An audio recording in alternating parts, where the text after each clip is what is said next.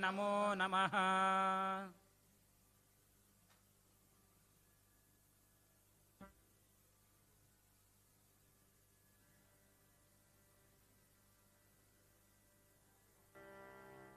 बोलो श्री श्री श्री गणपति सच्चिदानंद स्वामी जी की जय, लक्ष्मी माता जी की, श्री दत्त विजयानंद तीर्थ स्वामी जी की,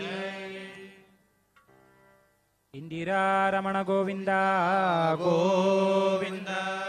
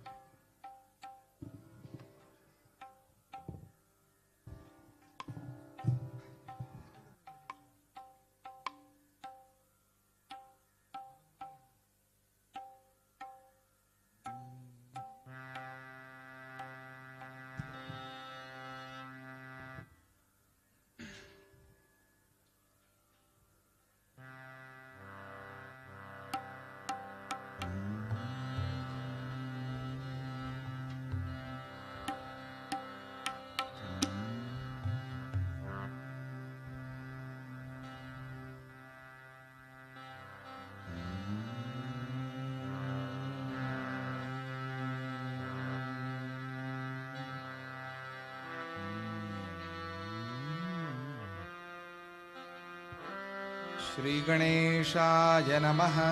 श्री गणेशाय नमः। श्री सरस्वत्यै नमः।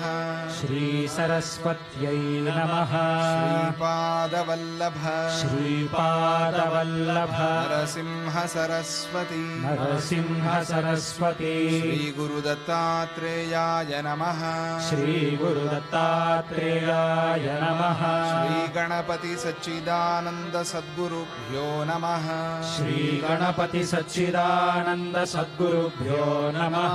असतो मा सद्गमय असतो मा सद्गमय तमसो मा ज्योतिर्गमय तमसो मा ज्योतिर्गमय मृत्योर्मा अमृतंगमय मृत्योर्मा अमृतंगमय।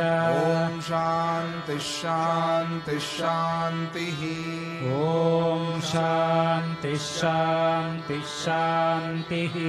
अविकाराय शुद्धाय नित्याय परमात्मने सदैकरूपरूपाय विष्णवे सर्वजिष्णवे नमो हिरण्यगर्भाय हरये शंकराय च वासुदेवाय ताराय सर्गस्थित्यन्तकारिणे एकानेकस्वरूपाय स्थूलसूक्ष्मात्मने नमः। अव्यक्तव्यक्तरूपाय विष्णवे मुक्तिहेतवे सर्गस्थितिविनाशानां जगतो यो जगन्मयः मूलभूतो नमस्तस्मै विष्णवे परमात्मने। तत्त्वेन यश्चिदचिदीश्वर तत्स्वभाव भोगापवर्गतदुपाय गतिरुदारः सन्दर्शयन्निरमिमीतपुराणरत्नम् तस्मै नमो मुनिवराय पराशराय।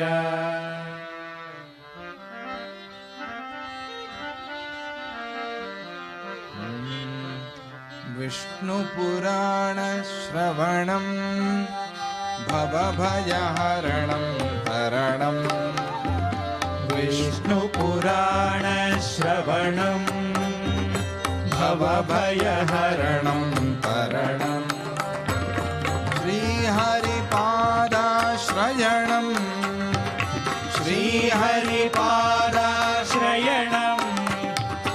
सच्चिदानन्दोदयनं सच्चिदानन्दोदयनं विष्णुपुराणश्रवणं भवभयहरणं हरणं विष्णुपुराणश्रवणं भवभयहरणं हरणं हरिनारायण हरिनारायण हरिनारायण हरिनारायण हरिनारायण गोविन्द हरिनारायण गोविन्द हरिनारायण हरिनारायण हरिनारायण हरिनारायण हरिनारायण गोविन्द हरिनारायण गोविन्द गोविन्द गोविन्द गोविन्द गोविन्द हरिनारायण गोविन्द हरिनारायण गोविन्द विठ्ठल विठ्ठल पाण्डुरङ्ग विठ्ठल विठ्ठल पाण्डुरङ्ग जय हरि विठ्ठल पाण्डुरङ्ग जय हरि विठ्ठल पाण्डुरङ्ग विठ्ठल विठ्ठल पाण्डुरङ्ग विठ्ठल विठ्ठल पाण्डुरङ्ग जय हरि विठ्ठल पाण्डुरङ्ग जय हरि विठ्ठल पाण्डुरङ्ग विठ्ठल विठ्ठल विठ्ठल विठ्ठल विठ्ठल विठ्ठल विठ्ठल विठ्ठल गोविन्द विठ्ठल गोविन्द विठ्ठल पाण्डुरङ्ग विठ्ठल पाण्डुरङ्ग विठ्ठल पण्ढरीनाथ विठ्ठल पण्ढरीनाथ विठ्ठल विठ्ठल विठ्ठल विठ्ठल विठ्ठल जय हरि विठ्ठल जय हरि विठ्ठल जय हरि विठ्ठल जय हरि विठ्ठल विष्णुपुराण श्रवणं भवभयहरणं हरणं विष्णुपुराण श्रवणं भवभयहरणं हरणं श्रीहरिपादाश्रयणं श्रीहरिपादाश्रयणं सच्चिदानन्दोदयनं श्री सच्चिदानन्दोदयनं सच्चिदानन्दोदयनं सच्चिदानन्दोदयनं जय बोलो पांडुरंग विठ्ठल की जय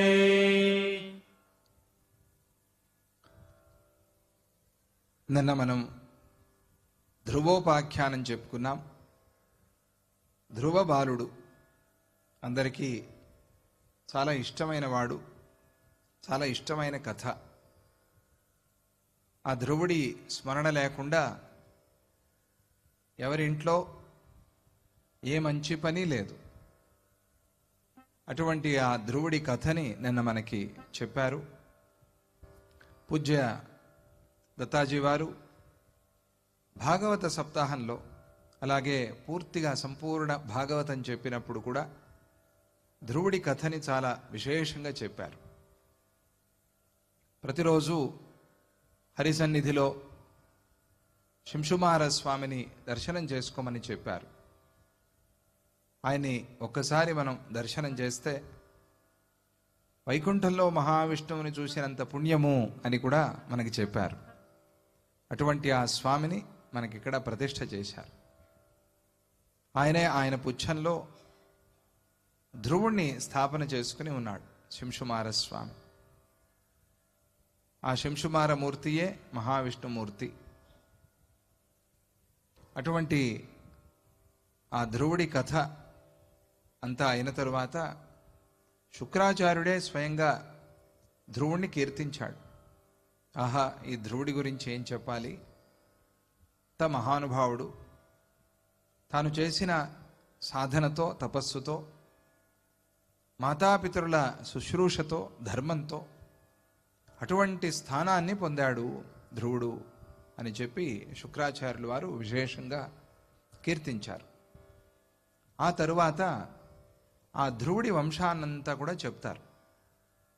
ఆ ధ్రువుడి వంశంలో ఊరుడు అనేటువంటి మహారాజు వల్ల ఆగ్నేయి అనేటువంటి ఆ పట్టపు మహిషిలో అంగుడు, సుమనసుడు, ఖ్యాతి, క్రతువు, అంగిరసుడు, శిబి అనేటువంటి 6 పుత్రులు కలిగారు. శిబి చక్రవర్తి కథ అందరికీ తెలుసు. త్యాగం అంటే శిబి అంటారు. కానీ ఈరోజు ప్రత్యేకంగా ఆ అంగుడి కథని తీసుకుని చెప్తూ ఉన్నారు. అతడి పేరే అంగుడు. అంగరాజ్యము అనే పేరు వచ్చింది కదా. అలా ఆ అంగుడి వల్ల సునీత అనేటువంటి ఆమె వేణుడు అనేటువంటి వాణ్ణి పుత్రుడిగా కన్నది. వేణుడి కథ ఈరోజు భాగవతంలో కూడా వేణుడి కథ విశేషంగా మనకి వినిపిస్తుంది. ఆ వేణుడు ఒకరోజు మహర్షులందరూ కూడా ఆ మహారాజుకి సంతానం లేదని చెప్పి ఆ వేణుడి యొక్క కుడి చేతిని మధించారట. కుడి చేతిని మధించారు. ఆ కాలంలో వాళ్ళ మహిమ, ఆ కాలంలో సంతానోత్పత్తికి మహర్షులు ఏమేమి ఆలోచనలు చేశారో మనకి తెలియదు. వారు ఆ కుడి చేతిని మథనం చేశారు. అప్పుడు ఆ మథించిన సందర్భంలో వేణుడి కుడి చేతి నుంచి వైన్యుడు అనేవాడు ఉద్భవించాడు అని పరాశర మహర్షి చెప్పారు. ఆ వైన్యుడే పృథువుగా ప్రసిద్ధి చెందాడు. ఆ పృథు మహారాజు ప్రజల కోరిక మేరకు భూమాతను గోమాతగా చేసి ఆమె నుంచి సకల సంపదలు పితికాడు అని చెప్పారు. చెబితే అప్పుడు మైత్రేయ మహర్షి, అయ్యా స్వామి, నువ్వు చెప్పిన విషయం చాలా ఆశ్చర్యకరంగా ఉంది. దేమిటిది? మహర్షులు వేణుడి యొక్క కుడి చేతిని మధించటము అంటే ఏమిటి? చాలా వింతగా ఉంది, వినటానికే వింతగా ఉంది. సరే మధించారు, పోని మధిస్తే ఆ మథనంలో ఒక పిల్లవాడు కలిగాడు అని చెప్తున్నారే, ఇది చాలా వింతగా ఉంది. ఇదేమిటిది? ఈ విషయం అంతా కూడా నాకు చెప్పండి అని అడిగితే అప్పుడు పరాశర మహర్షి, ఓ మైత్రేయ, మృత్యువుకు సునీత అనేటువంటి కూతురు కలిగింది. ఈ అంగుడి భార్య సునీత ఎవరి కూతురు అంటే మృత్యుదేవత యొక్క కూతురు, మృత్యువు కూతురు సునీత. ఆమె అంగుడికి భార్య అయింది. తరువాత ఆ దంపతులకి వేణుడు అనేవాడు పుట్టాడు. ఆ వేణుడు పుట్టినప్పుడు ఎటువంటి గుణాలతో ఉన్నాడు అనంటే, సమాతామహ దోషేణ తేన మృత్యోస్సుతాత్మజః నిసర్గాదేవ మైత్రేయ దుష్ట ఏవ వ్యజాయత. కొన్ని తల్లి వంశం నుంచి, కొన్ని తండ్రి వంశం నుంచి గుణాలు వస్తాయి. రూపము, గుణము, నడవడిక, మాటలు, ప్రవర్తన ఇవన్నీ కూడా తల్లి తండ్రి వంశాల నుంచి కలుస్తాయి. వీడికి వేణుడికి మాతామోహుడి గుణాలన్నీ వచ్చాయట. అంటే తల్లి వైపు తాతగారు, అమ్మగారి నాన్నగారు, ఆయన వైపు నుంచి గుణాలు రావటం వల్ల, అసలే మృత్యువు కావటం వల్ల ఆ మృత్యు దోషాలన్నీ కూడా వీళ్ళు వచ్చాయట. మృత్యు ఏమనుకుంటాడు? అందరినీ కొట్టాలి, చంపాలి అని కదా అనుకుంటాడు. వీడికి కూడా అటువంటి గుణాలే వచ్చాయి. తాతలు ముత్తాతల గుణాలు మనం పిల్లల్లో చూస్తాం. తాతగారు లాగానే ఉన్నాడే మనవుడు అని అంటారు. అలాగే స మాతామహ దోషేణ, తల్లి వైపు తాతగారి దోషం వల్ల ఆ బుద్ధులు, ఆ గుణాలు అన్ని రావటం వల్ల నిసర్గాదేవ మైత్రేయ, పుట్టుకతోనే దుష్ట ఏవ వ్యజాయత, పుట్టుకతోనే చెడ్డవాడిగా దుష్టుడిలాగా పుట్టాడు. ఎవరి? వేణుడు అనేవాడు. వేణుడికి మహర్షులు రాజపట్టాభిషేకం చేశారు. చేస్తే రాజైనటువంటి ఆ వేణుడు వెంటనే రాజయ్య కూర్చుని ఏం చేయాలి? మంచి పనులు కదా చేయాలి. ప్రారంభించాడు ఇంకా శాసనాలు.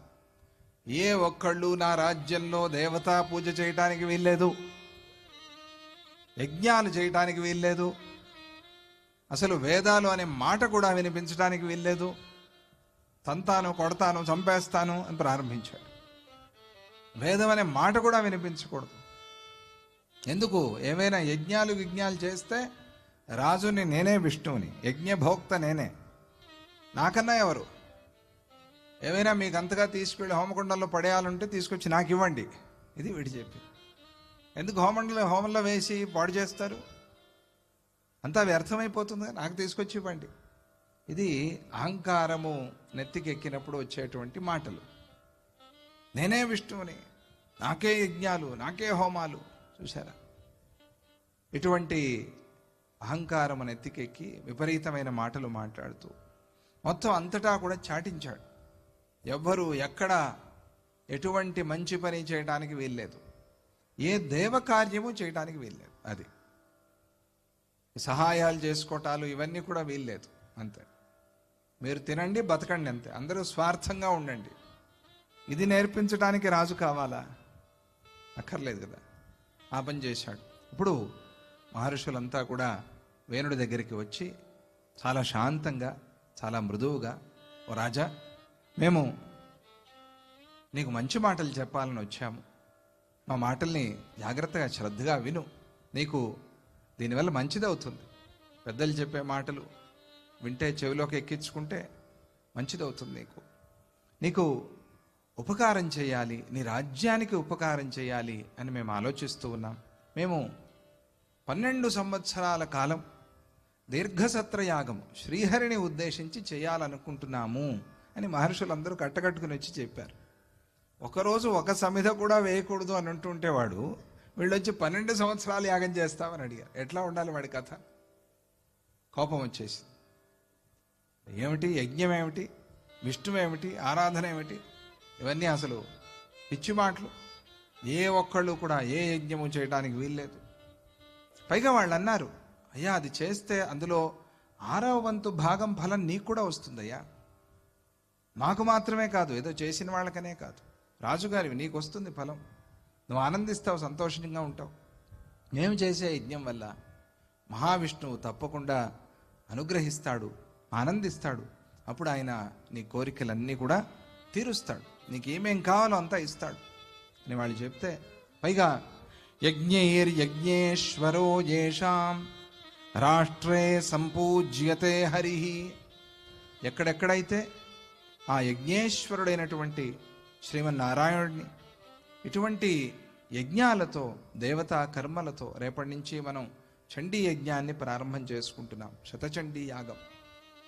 ఎవరెవరైతే ఇలా దేవతల్ని ఇటువంటి యజ్ఞాలతో ఆరాధన చేస్తారో అటువంటి వాళ్ళ విషయంలో తేషాం సర్వేప్సితావాప్తిం దదాతి నృప భూభృతాం. వాళ్ళకు కావలసినవన్నీ కూడా ఆ భగవంతుడే ఇస్తాడు. శ్రియమిచ్చే ధుతాశనాత్. ఎవరికైనా సంపద కావాలి అంటే హుతాశన, అగ్ని నుంచి కోరుకోవాలి. సంపద అంతా కూడా అగ్ని నుంచే మనకు కలుగుతుంది. కాబట్టి ఆయన సంతోషించి నీకు కావాల్సిందంతా ఇస్తాడయ్యా అని మహర్షులు చెప్పడానికి చూశారు. ఆ మాటలు విని వేణుడికి అసలే అహంకారంగా ఉన్నాడు, ఇంకా ఇప్పుడు దీది విని దురహంకారం కూడా వచ్చేసిందండి. ఆ పరిస్థితి వచ్చి, మహర్షులారా, నాకన్నా పెద్దవాడు ఈ ప్రపంచంలో ఎవడో ఉన్నాడు అని మీరు అనుకుంటూ ఉన్నారు. నన్నే ఉద్దేశించి యజ్ఞాలు చేయమంటే, పైగా నన్నే వచ్చి అడుగుతున్నారు మీరు యజ్ఞాలు చేస్తామని, ఆ ఫలాలన్నీ వస్తాయని. యజ్ఞేశ్వరుడు అంటే నేనే. ఏదైనా చెయ్యాలి అని అంటే నాకే చేయండి కూర్చోబెట్టి. అంటే వీడి మీద ఆజ్యం పోయాలా తగలబెట్టి? మాట అట్లాగే ఉంది చూస్తే. నాకే చేయండి, యజ్ఞాలు నీకెట్లా చేయడానికి అవుతుందయ్యా? యజ్ఞాలంటే హోమకుండంలో వెలిగించి కదా చేయాలి. వీడు ఇట్లా అంటున్నాడు, నేనే యజ్ఞేశ్వరుని అంటాడు. నాకన్నా వేరే యజ్ఞేశ్వరుడు, నాకన్నా వేరే హరి ఎవరున్నారు? ఎందుకు? శాస్త్రాలే చెప్తున్నాయి కదా, దేవతలందరూ రాజులోనే ఉన్నారు అని. పైగా విష్ణువు కానివాడెవడు మహారాజు కాలేడు అని శాస్త్రాలు చెప్తున్నాయి కదా. నేనే మహావిష్ణువు అని. నాకే ఇవ్వండి అవన్నీ తీసుకొచ్చి. ఏం చేస్తావు నువ్వు? సమిధలు తింటావా? అజ్యం తాగుతావా? ఏం చేస్తావు? అవుతుందా నీ వల్ల? కానీ అంటున్నాడు అహంకారం. శాపం పెట్టడానికి, అనుగ్రహించడానికి ఇంకా ఎవరెవరైతే దేవతలు ఉన్నారో వాళ్ళందరూ కూడా రాజుగారి శరీరంలోనే ఉంటారు. రాజే సర్వదేవతా స్వరూపుడు. అది అంత అహంకారం వచ్చేసింది, ఏం చేస్తాం. కాబట్టి సర్వదేవమయుడు ఈ వేణుడే, సర్వదేవమయుట, ఇంకా వీడికన్నా వేరే ఎవరు లేరు అని వాళ్ళని భయపెట్టేటట్టుగా మాట్లాడితే అప్పుడు ఆ మహర్షులందరూ కూడా దేహ్యనుజ్ఞాం మహారాజ మా ధర్మో యాతు సంక్షయం. మహారాజా అలా అనద్దు, చాలా తప్పు నువ్వు మాట్లాడే మాట. మాకు ఒక చిన్న అనుమతి ఇవ్వు, నీ నుంచి మేమేం కోరటల్లా. నువ్వేదో డబ్బులు ఇవ్వు, నువ్వేదో సహాయం చేయి, ఏం అక్కర్లా. నీ రాజ్యంలో యాగం చేసుకోవటానికి ఒక అనుమతి ఇవ్వంతే. దేహ్యనుజ్ఞా, మహర్షులు వచ్చి ఆ మాట అంటున్నారు. మేము యజ్ఞం చేస్తాం. హవిషాం పరిణామోయం యదే తదఖిలం జగత్. ఈ ప్రపంచం అంతా ఏమనుకుంటున్నావయ్యా? ఇదంతా మనము ఆ భగవంతుడికి సమర్పణ చేసిన ఆ ద్రవ్యం యొక్క పరిణామమే. జై బలో పాండురంగ విఠలకి జై. ఎంత మంచి మాట. హవిషాం పరిణామోయం. ఈరోజు నువ్వు అనుభవిస్తూ ఉన్న ఈ సుఖాలు ఇవన్నీ కూడా ఎప్పుడో నువ్వు ఒకప్పుడు భగవంతుడికో గురుదేవుడికో సమర్పణ చేసినదే. అదే నీకు పుణ్య రూపంలో ఈరోజు వచ్చి అనుభవించేలాగా ఉన్నది. లేకపోతే ఎక్కడి నుంచి రావాలి నీకు? హవిషాం పరిణామోయం యదే తదఖిలం జగత్. ఈ మొత్తం సమస్త సృష్టిని కూడా ఒకసారి గమనించుకో. ఇదంతా మనం ఆ భగవంతుడికి సమర్పణ చేసిన హవిస్సుల యొక్క పరిణామమే. ఆ పరిణామమే ఇలా మనకి వచ్చి మనల్ని ఆనంద పెడుతోంది, సుఖపెడుతోంది. ఎప్పుడో ఇచ్చాము, ఇప్పుడు మనకి ఇస్తున్నాడు భగవంతుడు కదా. ఎక్కడో చేసి ఉన్నాము కాబట్టి ఆ పుణ్యాన్ని ఇప్పుడు మనకి ఇస్తున్నాడు. మనకు తెలియదు, మనం మర్చిపోయాం అంతే. చేయకుండా మనకేది రాదు. ఎప్పుడో చేసి పెట్టాం పుణ్యం, దాని ఫలాన్ని ఇప్పుడు అనుభవిస్తున్నాం అని ఆ మహర్షులంతా చెబుతూ, ఇటువంటి ఈ పాపపు ఆలోచన మంచిది కాదు, ఇటువంటి ఈ పాపపు మాటలు మంచివి కావు. యజ్ఞాలు వద్దంటున్నావు, పూజలు వద్దంటున్నావు, ధర్మం వద్దంటున్నావు, నేనే దేవుణ్ణి అంటున్నావు. ఇది ఇంత అహంకారము తగదు, ఇది మంచి పద్ధతి కాదు అని ప్రాధేయపడ్డారు, బ్రతిమిలాడారు. చాలా రకాలుగా నయాన చెప్పారు, భయాన చెప్పలే వాళ్ళు. నయాన మహర్షులు కదా పాపం, నయాన చెప్పారంతే. చాలా అర్థమయ్యే రకంగా శాంతంగా ఎన్నో రకాలుగా చెప్పిన వేణుడికి బుద్ధికి ఎక్కలా. అయినా కూడా ఆ వేన చక్రవర్తి హోమం చేయటానికి అనుమతి ఇవ్వలేదు. ఎట్టి పరిస్థితుల్లో ఛాన్స్ అన్నాడు. ఎక్కడ అసలు యజ్ఞాలు హోమాలు పూజలు ఇవేవి జరగటానికే వీల్లేదు. అంతా పరమ నాస్తికుడు మాత్రమే కాదు, దురహంకారి. నాస్తికుడైతే అది వేరే కథ, ఎలాగో నిదానంగా మారతాడు. దురహంకారి, అహంకార భూయిష్టం బుద్ధి అంతా కూడా అటువంటి వాడు. అందుకు మునులందరూ కూడా చాలా కోపించి, ఇంత చెప్పినా కూడా వీడు అంగీకరించటం లేదే, ఇటువంటి రాజు గనక ఉంటే రాజ్యం ఏమైపోతుంది, ప్రజలందరూ ఏమైపోతారు? వాళ్ళు అప్పటికే చూస్తున్నారు జరిగేటువంటి పరిణామాలు. అందువల్ల ఇక ఇటువంటి ఈ దురాత్ముడు దుష్టరాజు జీవించి ఉండరాదు అని వాళ్ళంతా తీర్మానానికి వచ్చారు, మహర్షులంతా. మహర్షులకి అంత కోపం వస్తే వీడిని చంపేసేయండి రా అని అన్నారు. ఇటువంటి రాజు ఉండటానికి వీల్లేదు. మరి రాజుల్ని చంపాలి అంటే పక్కన సైన్యం అంతా ఉంటుంది. ఈ మహర్షుల దగ్గర దర్భకట్టలు తప్ప ఏమీ ఉండవు. ఈ దర్భలతో వీళ్ళు ఏం చేయగలరు రాజుగారిని? అయినా కూడా ఆ మహర్షుల శక్తి, వాళ్ళు ఆ దర్భ పుల్లలే తీసుకుని అభిమంత్రించి ఊరికే దర్భతో కొట్టారట వాడిని. ఇంకేం చేయాలి ఆ దర్భ పుల్లతో. చీపురు పుల్లతో కొడితే ఎవరైనా చచ్చిపోతారా? చీపురు పుల్లతోనే పోరు అంటే ఇంక దర్భ పుల్లతో, గడ్డి పరక లాంటిది అది, ఎండిపోయిన దర్భ. దాంతో ఊరికే ఇలా అనంగానే పడిపోయాడు. వేణుడు పడిపోవటం మాత్రమే కదా, చచ్చిపోయాడు. చాలా విచిత్రంగా వింతగా. అక్కడ విష్ణు పురాణంలో చెప్పారు, నిజఘ్నుర్నిహతం పూర్వం భగవన్నిందనాదిన. అప్పటికే వాడు చచ్చిపోయి ఉన్నట్ట. భగవంతుడి నిందనం చేసి అప్పటికే పోయిన వాడిని వీళ్ళు మళ్ళీ చంపేదేముంది? నిజఘ్ను నిహతం పూర్వమే చచ్చిపోయి ఉన్నాడు. అలా చచ్చిపోయి ఉన్నవాడిని వీళ్ళు చంపారా అన్నట్టుగా ఊరికే దర్భపుల్ల వాడి మీద పడిందంతే. వీళ్ళేమి చంపల. దర్భపుల్ల పడటము అనేటువంటి నిమిత్తంతో భగవన్నిందనము అనేదే వాడిని చంపేసింది.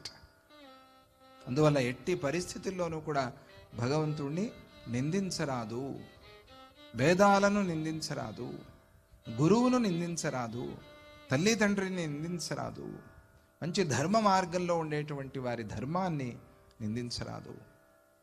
నిజఘ్ను నిహతం పూర్వం భగవన్ నిందనాదిన. ఇప్పుడు వీళ్ళు కోపించి ఊరికే శపించారు. ఆ శాప కారణంతో, ఆ దర్భపుల్ల కారణంతో చనిపోయినట్టుగా అనిపిస్తుంది తప్ప పూర్వమే వాడు చనిపోయి ఉన్నాడు.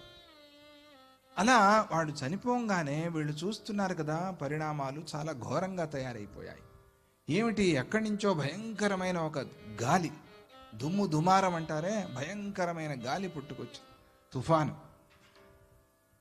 అంతా వినిపిస్తోంది. అప్పుడే అక్కడి నుంచే వార్తలు, కరువు కాటకాలు, చాలా ఇబ్బంది పడిపోతున్నారు. ఏమిటిది? మహర్షులకు అర్థం కాల. ఇదేమిటి ఇప్పుడు పోయిన కొంతకాలానికి ఇలా తయారైపోయింది అని అనుకుంటే అప్పుడు వాళ్ళందరూ వచ్చి ప్రార్థన చేశారు. ప్రజలంతా, మహర్షులారా మా పరిస్థితి ఇట్లా తయారైపోయింది, మాకేం చేయాలో దిక్కుతోచటం లేదు, రాజు కూడా లేడు అని అంటే అప్పుడు వాళ్ళు ఆలోచన చేశారు. ఓహో అది కదా, రాజు లేని రాజ్యంలో అరాజకం అనేది పెట్టరేగిపోతుంది, రాజు లేని రాజ్యము శోభించదు. కాబట్టి ఇప్పుడు మనం వెంటనే రాజుగారిని సృష్టి చేసుకోవాలి అని అనుకున్నారు. మొన్న మీరందరూ గమనించే ఉంటారు, యుద్ధాల్లో ఒక నాయకుడు, ఒక దేశ నాయకుడు పోయాడు. కొన్ని నెలలు దాచి ఉంచారు శరీరాన్ని, తెలుసు కదా. ఆ తర్వాత ఎప్పుడో తీసుకెళ్ళి వాళ్ళ పద్ధతిలో వాళ్ళు సంస్కారం చేశారు. అలాగే ఈ వేణుడి శరీరాన్ని కూడా వాళ్ళు దాచి ఉంచారు. రాజుగారు వాళ్ళు చూస్తున్నారు ఎప్పుడు సంస్కారం చేయాలి అని చూస్తున్నారు. ఎప్పుడైతే ఈ పరిస్థితి వచ్చేసిందో మహర్షులందరూ కూడా ఆలోచన చేసి, ఈ రాజుకు సంతానం ఉండి ఉంటే గనక ఈ సమస్య వచ్చేది కాదు. ఈ రాజుకు సంతానం లేదు, ఈ వేణుడికి సంతానం లేదు. కాబట్టి వెంటనే ఎలాగైనా చేసి వీడికి ఒక సంతానం కలిగించాలి. వాడే చచ్చిపోయాడు, వాడికి సంతానం ఎక్కడి నుంచి వస్తుంది? చచ్చిపోయిన వాడికి సంతానం ఎక్కడి నుంచి వస్తుంది? మహర్షులు తలుచుకుంటే వస్తుంది, వాళ్ళ ఇష్టం. ఆ కాలంలో వాళ్ళ మంత్రశక్తి అటువంటిది. వాళ్ళు ఆలోచన చేసి, ఆ శరీరం, పెద్ద శరీరం అక్కడే ఉంది కదా రాజుగారిది, వాడి ఊరువని అంటే వాడి తొడలో ఒక భాగాన్ని మథించారు, మథనం చేశారు, శరీరాన్ని మథనం చేశారు. అలా మథనం చేస్తూ ఉన్నప్పుడు అక్కడి నుంచి ఒక నల్లటి పురుషుడు పుట్టుకొచ్చాడు. మథనం చేసినప్పుడు ఆ ఊరువు నుంచి విచిత్రంగా ఉన్నాడు రూపం. అసలు ఆ రూపాన్ని వర్ణించలేమా అన్నట్టుగా ఉంది ఆ రూపం. భయంకరంగా, చాలా ఘోరాతి ఘోరంగా ఉండేటువంటి రూపం. ఆ రూపంతో పుట్టుకొస్తే ఆ పిల్లవాడు, అక్కడి నుంచి పుట్టినవాడు, నేనేం చేయాలి అరవటం మొదలుపెట్టాడు. నాకు ఏదైనా పని చూపించండి, నాకు ఏదైనా రాజ్యం చూపించండి అని. వీడిని చూసి నిజంగా వీడే మన రాజా అని వాళ్ళే ఆశ్చర్యపోయారు. వీడి మాటలు ఎట్లా ఉన్నాయి, వీడి వ్యవహారం ఎట్లా ఉంది. మనిషి సరే, మనిషిదే ఉంది, రూపాందే ఉంది, గుణం కూడా. అందుకనే చూసి నిషీద అన్నారు వాళ్ళు. కూర్చోరా, కూర్చో, నువ్వు శాంతించు, ఇప్పుడు కాదు, నీకు అప్పుడే రాదు పదవి, కూర్చో అన్నారు. అలా అన్నారు కాబట్టి నిషాదుడైపోయాడు. నిషాదుడు అంటే అడవులకు పంపించి అడవి రాజును చేశారు. నువ్వు అక్కడ ఉండాల్సిన వాడివి, ఇక్కడ నగరాల్లో ఉండాల్సిన వాడివి కాదు, పీక్కు తినేస్తావు జనాన్ని, మీ నాన్నగారు లాగానే ఉన్నావు నువ్వు కూడా అని చెప్పి ఆ మహానుభావుడిని అలా పంపించేశారు. తర్వాత ఆలోచన చేశారు, మళ్ళీ సమస్య మొదటికే వచ్చేసింది, మనం ఇప్పుడు ఏం చేయాలి అని ఆలోచన చేసి, మనం ఊరువని మథించాము, ఇప్పుడు ఈ వేణుడి యొక్క దక్షిణ హస్తాన్ని మథిద్దాము అని వాళ్ళంతా ఆలోచన చేసి అరణి, ఇది యజ్ఞంలో మథించడానికి వాడేటువంటి కింద ఉంటుంది కదా ఒక పలకలాగా అరణి, దాన్ని అరణిగా చేసి వాడి శరీరాన్ని, ఆ శరీరంలో ఆ వేణుడి యొక్క భుజాన్ని మంత్రాలతో మథించడం మొదలుపెట్టారు. చిలకటం రేపు చూస్తారు, అగ్ని మథనం, శతచండీ యాగంలో మథనము అనేది చూసే ఉంటారు మీరు, ఎలా మథిస్తారు. మథిస్తూ ఆ మంత్రాలు చదువుతూ ఉంటే ఆ చెక్కలో శమీ గర్భాద్ అగ్నిం మంథతి. శమీ గర్భం అంటే శమీ రావి, జమ్మి చెట్టు, రావి చెట్టు కలిసి వచ్చిన చెట్టు. మన దగ్గర శుకవనంలో ఉండేది. తర్వాత మళ్ళీ దాన్ని మనం హైదరాబాద్ నక్షత్ర గారిని, రెండు కలిసి వచ్చిన వృక్షాలు. జమ్మి చెట్టు, రావి చెట్టు కలిసి వస్తాయి. అలా కలిసి వచ్చిన వృక్షంలో తానై తాను సహజంగా వచ్చినటువంటి చెక్క ముక్క ఒకటి తీసుకుని దానిలో మథిస్తారు. దానిలో మథిస్తే అప్పుడు ఆ రాపిడికి లోపల అగ్ని పుడుతుంది. పూర్వకాలంలో మనం కదా అగ్ని కోసం యుద్ధాలు చేసుకున్నారు, కథలన్నీ వింటాం. ఆ పరిస్థితి మన భారతదేశంలో అయితే లేదు. జై బలో భారత మాతకి జై. అగ్ని కోసం యుద్ధాలు ఎప్పుడు భారతంలో జరిగినట్టుగా అయితే లేదు. పూర్వకాలంలో అగ్ని దాచుకుని ఇది రాసుకుని, చిన్నప్పుడు కథలు చదివామే మనం, ఇది స్కూళ్ళల్లో రాయి రాయి రాసుకుంటే అగ్ని పుట్టింది, ఆ అగ్నిని వాళ్ళు దాచుకుంటే ఆ అగ్ని కోసం యుద్ధాలు, ఇవన్నీ కథలుగా చదివా. ఆ పరిస్థితి భారతంలో లేదు. ఎందుకంటే సహజంగానే భగవంతుడు చూపిస్తున్నాడు అగ్నిని ప్రపంచంలో. అరణ్యాల్లో చూస్తూ ఉన్నాం, ఇది వృక్షము రాసుకుంటే అగ్ని పుడుతోంది. ఆ మాత్రం తెలీదా మనిషికి అక్కడి నుంచి అగ్ని తెచ్చుకోవచ్చు అని? ఆ వృక్షాల్లో అగ్ని ఉంది అని ఆ మాత్రం తెలీదా మనిషికి? తెలుసు. కాబట్టి ఆ పరిస్థితి లేదు. మథనము చేసి అగ్నిని సృష్టించి అగ్నిని అక్కడి నుంచి ప్రార్థన చేసి పుట్టించి దాంతో యజ్ఞాలు చేసేవాళ్ళు. అలా ఆ మథిస్తూ ఉన్నప్పుడు ఆ మథనంలో ఆ వేణుడి శరీరాన్ని, కుడి భుజాన్ని మథిస్తూ ఉన్నప్పుడు ఆ మథనంలో పృథు చక్రవర్తి అనే పేరుతో శ్రీ మహావిష్ణువే అవతరించాడు. జై బలో శ్రీ మహావిష్ణువుకి జై. పృథు చక్రవర్తి మహావిష్ణువు యొక్క అవతారం. 21 అవతారాల్లో పృథు చక్రవర్తి నామాన్ని కూడా భాగవతంలో చెప్పారు. పృథువు ఆయన ఆ మథనంలో ప్రాదుర్భవించాడు, ఉద్భవించాడు. ఆయన తీవ్ర తేజస్సుతో వెలిగిపోతున్నాడు, విష్ణుమూర్తిలాగా ఉన్నాడు. ఆయన ప్రతాపానికి అవధి లేకుండా ఉన్నది. చూస్తూ ఉన్నప్పుడు ఆ పిల్లవాడే ఆ ప్రకారంగా ఉన్నాడు. అహంకరించే శత్రురాజులకు భయంకరుడై ఉన్నాడు. అలా ఎందుకంటే ఆ దోషమంతా వెళ్ళిపోయింది కదా, వెళ్ళాల్సిన దోషమంతా వెళ్ళిపోయింది. పుట్టాల్సిన వాడు పుట్టేశాడు. ఇప్పుడు చాలా కొత్తగా ఆ పృథు చక్రవర్తి పుట్టాడు ఆ వేణు యొక్క శరీరం నుంచి. అలా సుజనుల స్తుతులకు పాత్రుడై ఉన్నాడు. అందరూ కీర్తిస్తూ ఉన్నారు. సమస్త భూగోళాన్ని రక్షించగల సమర్థుడై ఉన్నాడు. ఇది మహావిష్ణువు యొక్క చరిత్ర. ఆయన మొదటి రాజుగా ఉండి ఆదిరాజ, ఆది గురువు అన్నట్టుగా ఆదిరాజ ఎవరో పృథువు ఉండి మనల్ందరినీ కూడా ఈ రకమైన వ్యవస్థ చేసినవాడు. ఆయన కథ అది, పృథు చక్రవర్తి యొక్క కథ. అలా ఆయన ఆ సమయంలో ఆయన కోసమని ఆకాశం నుంచి ఒక ధనుస్సు పడింది. దాని పేరు అజగవం. అజగవ అనేటువంటి ధనుస్సు. అంతేకాకుండా తూణీరాలు, ఇది అక్షయ తూణీరం అంటారే, ఎన్ని బాణాలు తీసినా వస్తూనే ఉంటాయి. అటువంటి తూణీరము, దివ్య బాణాలు, కవచము కూడా ఆయన కోసం పైనుంచి పుట్టంగానే ఆయనతో పాటుగా, అంటే వైకుంఠం నుంచే సాక్షాత్తుగా వచ్చాయా అన్నట్టుగా ఇవన్నీ దివ్యమైన ఆభరణాలు, దివ్యమైన ఆయుధాలు అన్నీ కూడా ఆయన కోసం వచ్చేసాయి. పృథువు పుట్టగానే ప్రాణులన్నీ కూడా చాలా సంతోషించాయి. తెలుస్తుంది ఆ వాతావరణము, ఆ తేజస్సు, ఆ ప్రతాపము, ఆ మహానుభావుడు అవతరించినప్పుడు ఉండేటువంటి మార్పులు, ఇవన్నీ కూడా తామై తాము తెలుస్తాయి. ఇది రామాయణంలో కానీ భాగవతంలో కానీ మన దత్తాజీ వారి జీవిత చరిత్రలో కానీ మనం చూస్తాం కదా, ఎలా అయింది వాతావరణం, ఎలా మార్పు వచ్చింది. అలా విశేషాన్ని చెప్తూ సత్పుత్రేణ చ జాతేన వేనోపి త్రిదివం యయౌ. ఏమిటి విశేషం అంటే, అంత దుర్మార్గుడైన వేణుడు ఎప్పుడైతే ఈ పృథువు జన్మించాడో, ఈ సత్పుత్రుడు కలగటానికి ఒక నిమిత్తమైంది కాబట్టి వాడి శరీరము, ఆ వేణుడు కూడా స్వర్గానికి వెళ్ళిపోయాట ఈయన పుట్టడంతో. ఇంకేముంది? జై బలో లక్ష్మీనారాయణ స్వామికి జై.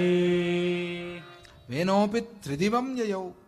అది వాడు చేసిందేమీ లేదు, కానీ ఆ శరీరము అందుకు ఉపయోగపడింది కాబట్టి, ఆ మహానుభావుడి యొక్క అవతారానికి అది కారణమైంది కాబట్టి. ఎందుకు అలా అవతరించాడు అనంటే, ఆయనకి సామాన్య మానవుల్లాగా అవతరించవలసిన పని లేదు అని చూపించటానికి. అది అవతారం అంటే మరి అలాగే ఉంటుంది కదా. రామావతారంలో యజ్ఞపురుషుడు పాయసం తీసుకొచ్చి ఇచ్చాడు. అప్పటి వరకు సంతానం లేని దశరథుడికి సంతానం కలిగింది. ఇది మరి అవతార విశేషం కదా. అలా ఈ అవతారానికి కారణమైన శరీరం చూసారా, అంటే మనము వెళ్ళిపోయిన తరువాత మన శరీరం ఉపయోగపడినా కూడా దానికి ధన్యత. ఈ కాలంలో కొంతమంది అవయవ దానాలు అని చేస్తూ ఉంటారు. చేయవచ్చా చేయకూడదా అని ఎవరు అడిగారు. ఖచ్చితంగా వాళ్ళ మనస్సులో సంకల్పం ఉంటే గనక చేయవచ్చు, దానిలో ఎటువంటి దోషము లేదు. ఇంకేముంది, పోయిన తర్వాత ఉపయోగపడుతోందంటే సంతోషమే కదా. మరి సంస్కారంలో వారికి పూర్తి సంస్కారం కాకపోవటం వల్ల స్వర్గం రాదు. ఇవన్నీ చేసిన పుణ్యం వల్ల వస్తాయి కానీ కాలిస్తే రాదు. పుణ్యం చేసుకుని ఉండాలి. ఇది వేరే కథ. వీడేం చేయలేదు కదా, ఏం చేయకపోవటం ఏమిటి, మథించారు కదా, మథిస్తే పుట్టాడు కదా. కాబట్టి చెయ్యాలి అనుకున్న వాళ్ళు చేయవచ్చు, దాంట్లో దోషం లేదు. మరి ఆ అవయవానికి ఫలానా మంత్రం చెప్పాలి కదా. సంస్కారాలు చేసేటప్పుడు దహనం కానీ ఖననం కానీ ఆ మంత్రాలు చెప్పి చేస్తారు, ఒక్కొక్క ఇంద్రియానికి ఒక్కొక్క అవయవానికి. మరి ఎలా అనంటే దానికి వేరే మార్గాలు ఉన్నాయి, దానికి వేరే పద్ధతులు ఉన్నాయి. అక్కడ వాడే పదార్థాలు వాడి వాటిని భావించి, ఇంద్రియ లోపం ఉండే వాళ్ళకు కూడా ఆ మంత్రాలు చెప్పి చేసే పద్ధతి ఉంది. పుట్టడమే ఇంద్రియ లోపంతో పుట్టారు, మరి అయితే వారికి స్వర్గం రాదా ప్రశ్న. అంటే ఆ ఇంద్రియ లోపంతో, లేదా పుట్టిన తర్వాత ఇంద్రియ లోపం వచ్చింది, ఏదో యాక్సిడెంట్లో ఏదో ఒక అవయవమో ఇంద్రియమో పోయింది, మరి వారికి సంస్కారం అయితే స్వర్గం రాదా ప్రశ్న. అప్పుడు దానికి ఒక విధానం చెప్పారు. అలా ఆ విధానంతో మనం చేసినప్పుడు చాలా ప్రమాదాల్లో శరీరాలే దొరకవు కదా అండి. శరీరాలు భూకంపాలు లాంటివి అయినప్పుడు ఎక్కడున్నా భూమిలో ఎవరు తీశారు, ఎవరు సంస్కారం చేశారు. వరదల్లో కొట్టుకుపోయినప్పుడు ఎక్కడ చూడమన్నారు, ఒక 7 సంవత్సరాలు ఎదురు చూడమన్నారు. వస్తే సరి, రాకపోతే ఇక వారిని భావన చేసుకుని సంస్కారం చేయమన్నారు. వారిని భావన చేసుకుని అయింది సంస్కారము అని అనుకుని ఒకసారి వెళ్ళి అక్కడ చేయవలసిన పనులన్నీ కూడా చేసి కేవలం మంత్రంగా అంతవరకు మాత్రమే, తర్వాత ఇక మాసికాలు పెట్టుకో, సంవత్సరాలు చేసుకో అని ఈ విధానాన్ని కూడా చెప్తూ ఉంటే, మరి శరీరం దొరక్కనప్పుడే స్వర్గం వస్తూ ఉంటే ఇక మరి అవయవదానం చేసిన వాళ్ళకి స్వర్గం రాదు అని చెప్పడానికి అసలు ఏది పొంతన కుదరటం లేదు. కాబట్టి చేయగలిగిన వాళ్ళు, చేయాల్సిన వాళ్ళు, చేయాలనుకున్న వాళ్ళు చేయవచ్చు. దానివల్ల ఎవరికో మంచిది అవుతోంది, మంచిదే కదా. పరోపకారార్థం ఇదం శరీరం అని అంటూ ఉంటే శరీరాన్ని పరోపకారానికి వాడుకోవటంలో తప్పేముంది కదా. అలా ఈ పృథు మహారాజు అవతరించటం వల్ల ఆ వేణుడికి కూడా స్వర్గలోకం వచ్చింది. ఇక ఆ పృథు మహారాజుని అభిషేకించాలి అని అన్ని వైపులా ఉన్నటువంటి సముద్రాలు, నదులు అన్నీ కూడా రత్నాలు, జలాలు వాళ్ళందరూ రూపాలు ధరించి వచ్చేసారట. ఈయన కూర్చోబెట్టి ఈయనకి అభిషేకం చేసి ఈయన్ని రాజుగా చెయ్యాలి అని చెప్పి నదులు, సముద్రాలు అన్నీ కూడా కావలసిన ద్రవ్యాలన్నీ కూడా తీసుకొచ్చి బ్రహ్మదేవుడు, అంగిరసులు, దేవతలతో కలిసి పృథువు దగ్గరికి దిగి వచ్చాడు. అవతార పురుషుడు కదా ఆయన. స్థావర జంగమాత్మకంగా ఉండేటువంటి ప్రాణులన్నీ నలువైపుల నుంచి వచ్చేశాయి ఆ పట్టాభిషేకానికి. తరువాత అందరూ కలిసి పృథువుని రాజుగా అభిషేకించారు. విష్ణోరంశం పృథుం మత్వా పరితోషం పరం యయౌ.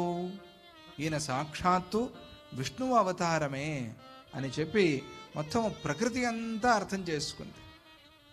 అందరూ సంతోషించారు.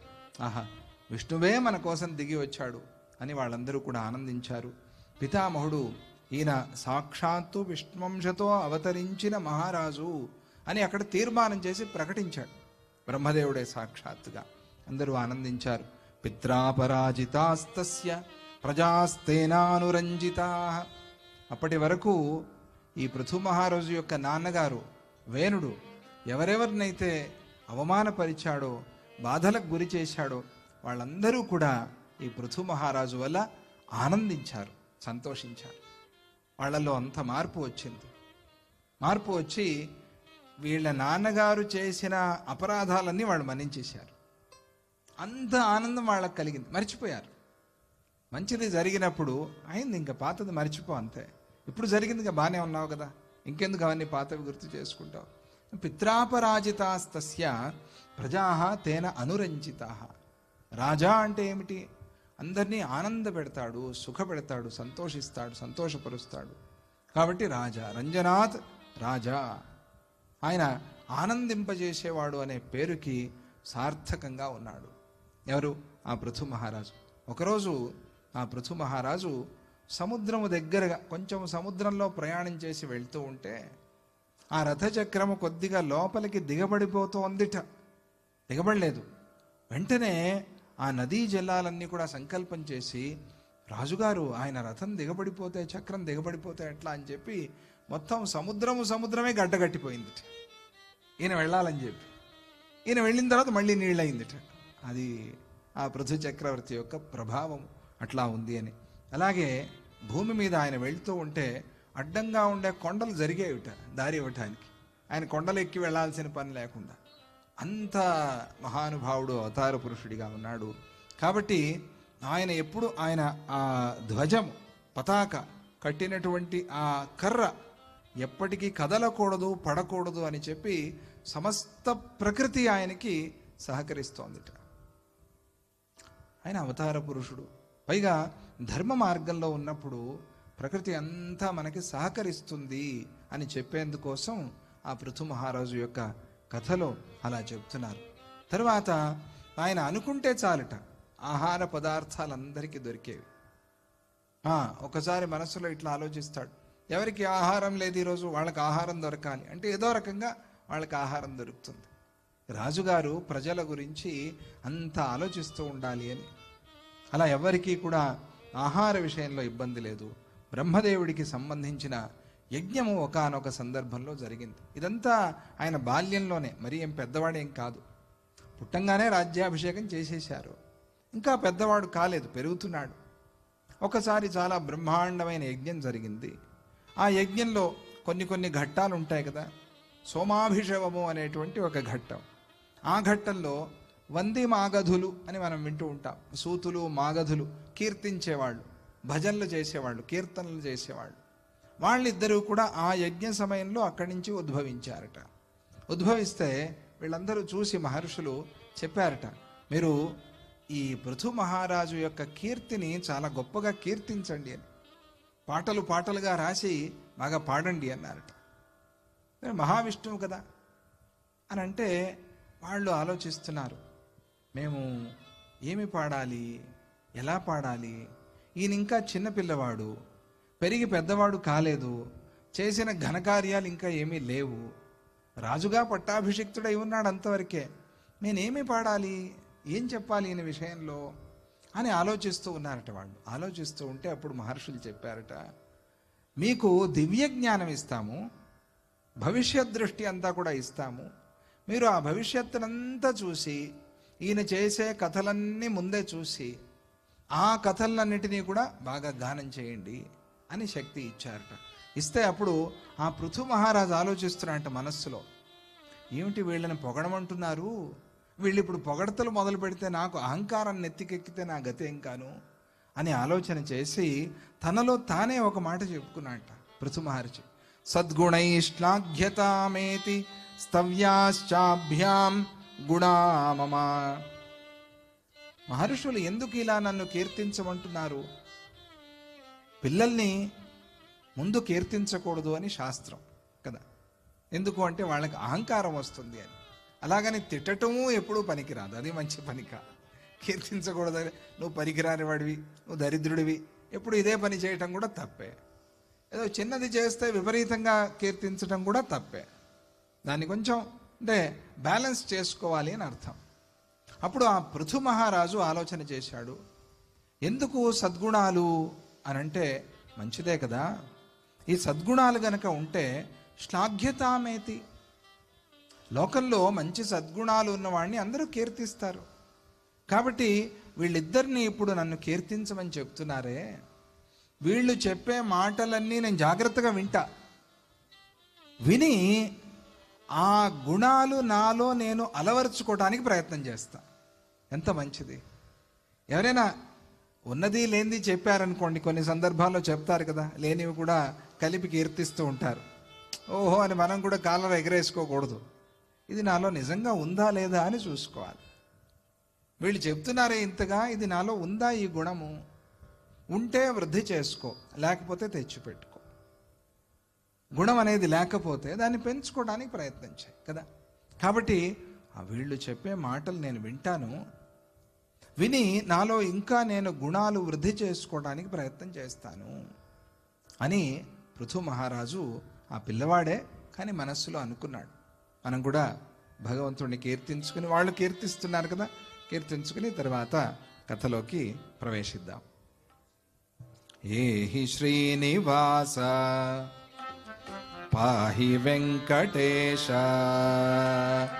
ఏహి శ్రీనివాస పాహి వెంకటేశ, త్వం హి తే విభాసా త్రాహి పాపనాశ, త్వం హి తే విభాసా త్రాహి పాపనాశ. ఏహి శ్రీనివాస పాహి వెంకటేశ,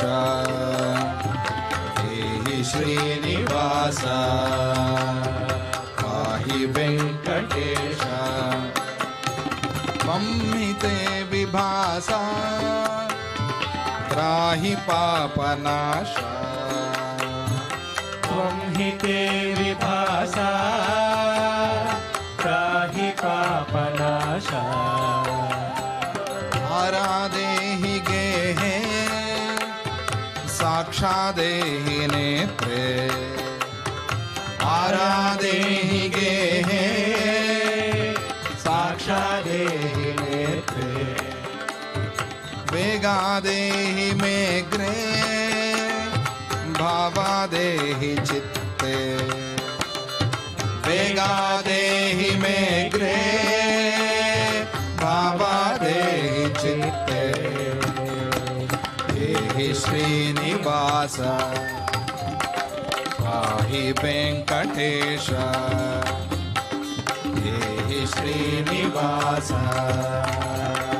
పాహి వెంకటేశ.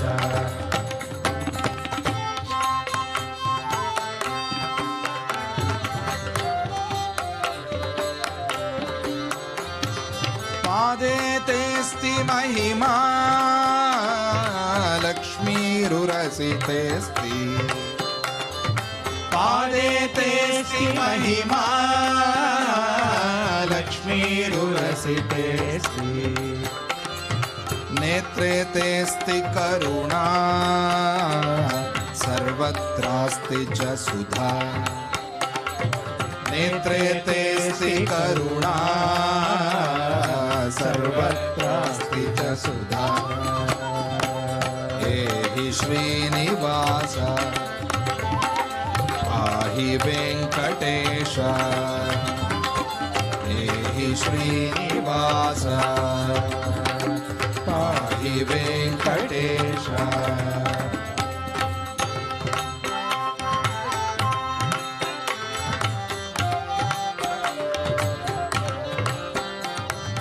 त्वं मे ज्योतिरीशा त्वं मे प्राण एव, त्वं मे ज्योतिरीशा त्वं मे प्राण एव, त्वं मे संविदच्छ सच्चिदानन्दगुच्छ, त्वं मे संविदच्छ सच्चिदानन्दगुच्छ, एहि श्रीनिवास पाहि वेङ्कटेश, एहि श्रीनिवास पाहि वेङ्कटेश, त्वं हि ते विभासा त्राहि पापनाश, त्वं हि ते विभासा त्राहि पापनाश, गोविन्द గోవింద హరి గోవింద గోవింద హరి గోవింద గోవింద హరి గోవింద గోవింద హరి గోవింద గోకులనందన గోవింద గోకులనందన గోవింద గోవింద హరి గోవింద గోవింద హరి గోవింద గోవింద హరి గోవింద గోవింద హరి గోవింద గోవింద హరి గోవింద గోవింద హరి గోవింద గోవింద హరి గోవింద గోవింద హరి గోవింద గోవింద హరి గోవింద గోవింద హరి గోవింద హే శ్రీనివాస హరి వెంకటేశ హే శ్రీనివాస హరి వెంకటేశ పాహి వెంకటేశ పాహి వెంకటేశ ఏహి శ్రీనివాస ఏహి శ్రీనివాస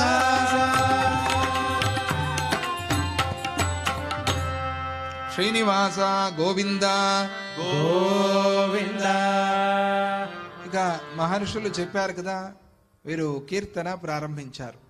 ఈ పిల్లవాడు సత్యము తప్పడు, ఎప్పటికీ సత్య మార్గంలోనే ఉంటాడు. ఇది చాలా ముఖ్యమైన గుణం, అందుకనే ప్రారంభంలో దాన్నే చెప్పారు. ఇక దానాలు చేస్తూ ఉంటాడు, పాపాలు చేసేందుకు సిగ్గుపడతాడు. సిగ్గు కావాలి. అమ్మవారి అవతారాల్లో లజ్జ అనేది ఒక అవతారం. హ్రీహి శ్రీహి. హ్రీ అంటే ఏమిటి? సిగ్గు. సిగ్గు కావాలి. అమ్మా కొంచెం సిగ్గుపడమ్మా, పెళ్లి చూపులకు వస్తున్నారు అని అనాల్సిన పరిస్థితి కదా. నటించనైనా నటించమ్మా అని, పోనీ లేకపోయినా నటించమ్మా.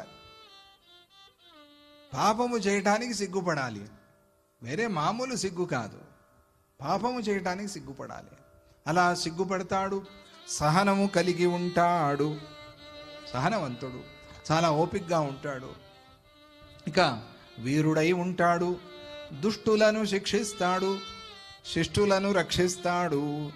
అవతారమే అందుకు పరిత్రాణాయ సాధూనాం వినాశాయ చ దుష్కృతాం. ఏ అవతారమైనా అంతే. కాబట్టి దాన్ని కూడా కలిపి చెప్పారు. ధర్మంగా ఉంటాడు, ధర్మ మార్గంలో ఉంటాడు. కృతజ్ఞతా బుద్ధితో ఉంటాడు, చేసిన మేలు మరవడు. అది ఆయన యొక్క ప్రత్యేకత. దయ కలిగి ఉంటాడు, ప్రియంగా మాట్లాడతాడు, సత్యమే మాట్లాడతాడు. ప్రియం కదా అని చెప్పి అసత్యాన్ని మాట్లాడు, ప్రియంగా మాట్లాడతాడు. పూజ్యులను పెద్దలను గౌరవిస్తాడు, యజ్ఞాలు చేస్తాడు, బ్రహ్మజ్ఞాని అయి ఉంటాడు. అది వ్యవహారాలన్నీ చేస్తూ తన లోపల తాను ఉంటాడు. వృక్షములాగా. వృక్షము బయట ఎంత పెరుగుతుందో లోపల అంతే పెరుగుతుంది. అందుకనే మహావృక్షంలాగా ఉండాలి అని చెప్తారు. లోపల పెరగకుండా బయట పెరగలేం, లోపల పెరగాలి. అందుకనే బ్రహ్మజ్ఞాని అయి ఉంటాడు. సాధువుల పట్ల ప్రేమ కలిగి ఉంటాడు. వ్యవహారాల్లో మాత్రం శత్రువు దగ్గర కానీ మిత్రుల దగ్గర కానీ సమంగానే ఉంటాడు. వ్యవహారం అది. వ్యవహారం అనేది వచ్చినప్పుడు ఎవరైనా ఒకటే అని ఆ పద్ధతిలో ఉంటాడు అని వాళ్ళు కీర్తించినటువంటి ఆ ఉత్తమ గుణాల్ని పృథువు హృదయంలో పదిలపరుచుకున్నాడు. విన్నాడు, ఆహా, అంటే వీళ్ళు పొగుడుతున్నారు నన్ను, పిల్లవాడిని, మరంటే నాలో భవిష్యత్తులో ఈ గుణాలన్నీ ఉండాలి అని. చిన్నప్పుడే పిల్లల్ని డాక్టరు అని పిలుస్తారు, ఇంజనీర్ అని పిలుస్తారు, మంచి సంగీత విద్వాంసుడు అని పిలుస్తారు. ఇలా అవన్నీ మనం ఏది స్కూల్ డే రోజు వాళ్ళకి అలంకారాలన్నీ చేస్తాం కదా. ఎందుకు అనంటే వారిలో ఆ భావన రావాలి అని. అప్పటి నుంచే వాళ్ళు నాటుకుపోవాలి అది అని పిల్లలు అదే మాట చెప్తారు. అందుకోసం ఈ స్కూల్ డే ఫంక్షన్స్లో ఇవన్నీ అలంకారాలు చేసేది. ఆర్మీ వాళ్ళలాగా వస్తాడు ఒక పిల్లవాడు, ఇంకో పిల్లవాడు ఏదో స్పోర్ట్స్ పర్సన్ లాగా వస్తాడు, ఇంకో పిల్లవాడు పోలీసు వేషంలో వస్తాడు.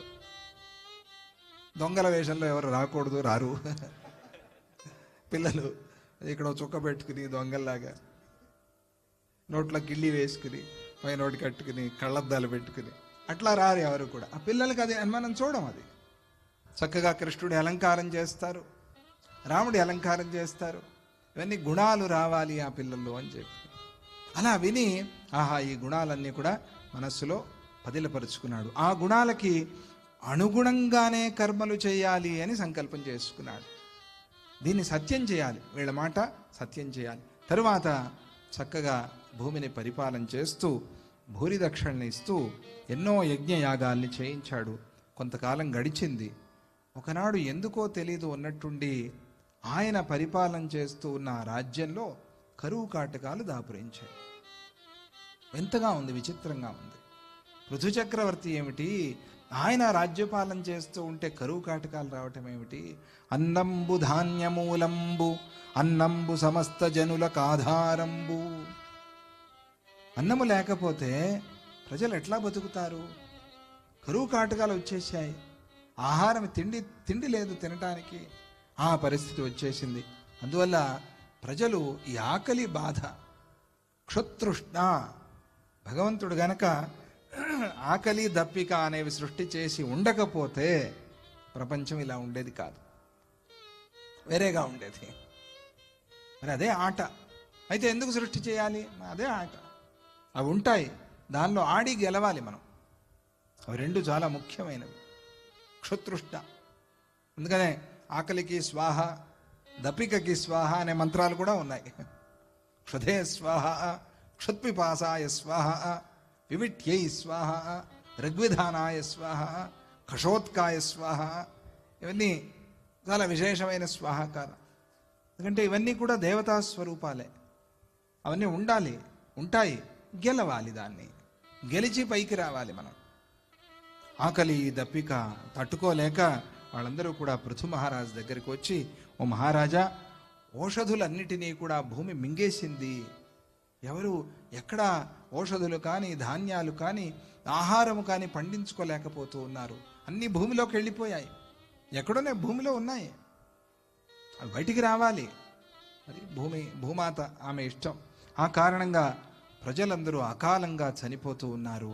నువ్వు మా జీవన దాతవు, మా జీవన విధానాన్ని ఇలా బాగు చేసిన వాడివి, కాబట్టి మాకు జీవనౌషధుల్ని ప్రసాదించు అని ప్రార్థన చేశారు. ఆహారాన్ని ప్రసాదించు, మాకు ఆహారం చూపెట్టు. రాజులంటే ఆహారం చూపెట్టాలి కదా, అదే ప్రార్థన. మా ఆకలి తీర్చు. అప్పుడు పృథు మహారాజుకి విపరీతమైన కోపం వచ్చింది. ఏమిటి, నేనున్నప్పుడు నా రాజ్యంలో నా ప్రజలు ఆకలితో చచ్చిపోవటమా అని చెప్పి విపరీతమైన కోపం వచ్చి ముందుగా చేతిలో ధనుస్సు అజగవం దాన్ని పట్టుకున్నాడు, ధనుర్బాణాలు పట్టుకున్నాడు. పట్టుకుని భూమాత మీదే యుద్ధానికి బయలుదేరాడు. అసలు ఎందుకు భూమి ధాన్యాలు ఇవ్వటం లేదు, ఆహారం ఇవ్వటం లేదని చెప్పి భూమాత మీద యుద్ధానికి బయలుదేరితే ఆ భూమాత గోమాత రూపాన్ని ధరించి పరిగెత్తింది తప్పించుకోవటానికి. ఎందుకంటే గోమాతనైతే ఏమీ అనటానికి ఏమీ చేయటానికి వీల్లేదు కదా, గోమాతని పూజించాలి. ఆ భూమాత గోమాత రూపంలో పరిగెత్తితే ఈయన వెంట పరిగెత్తితే అప్పుడు ఆ భూమాత ఎక్కడికి వెళ్ళినా కూడా ఈయన కనిపిస్తూనే ఉన్నట్ట. ఆ లోకము ఈ లోకం అన్ని లోకాలకి వెళ్ళింది తప్పించుకోవటానికి. ఎక్కడికి వెళ్ళినా పృథు మహారాజు ధనుస్సు పట్టుకుని రెడీగా ఉన్నాడు. ఈ పరిస్థితి, అయ్యో ఏం చేయాలో తెలియక అప్పుడు ఆవిడ ఆయన్నే శరణని, స్త్రీవధేత్వం మహాపాపం. నేను తెలుసు భూమాత అని, పైగా గోమాత. స్త్రీవధేత్వం మహాపాపం. స్త్రీవధ అనేది మహాపాపం కదా, ఎవరైనా చేస్తారా? కిన్నరేంద్ర నపశ్యసి. ఆ పాపం నీకు కనిపించట్లేదా? నన్ను చంపాలి అని బయలుదేరావే, ఇది మహాపరాధం కదా.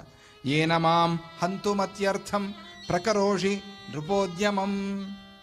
నన్ను చంపాలని చూస్తున్నావే రాజా, దీనివల్ల నీకు మహాపరాధం మహాపాపం రాదా? కాబట్టి ఈ ప్రయత్నాన్ని విరమించుకో అన్నప్పుడు పృథు మహారాజు, ఏకస్మిన్ యత్ర నిధనం. చూడు, నువ్వు చాలా గొప్పగా తెలివిగా మాట్లాడుతున్నావు, శ్రీహత్య గోహత్య ఇవన్నీ మాట్లాడుతున్నావు.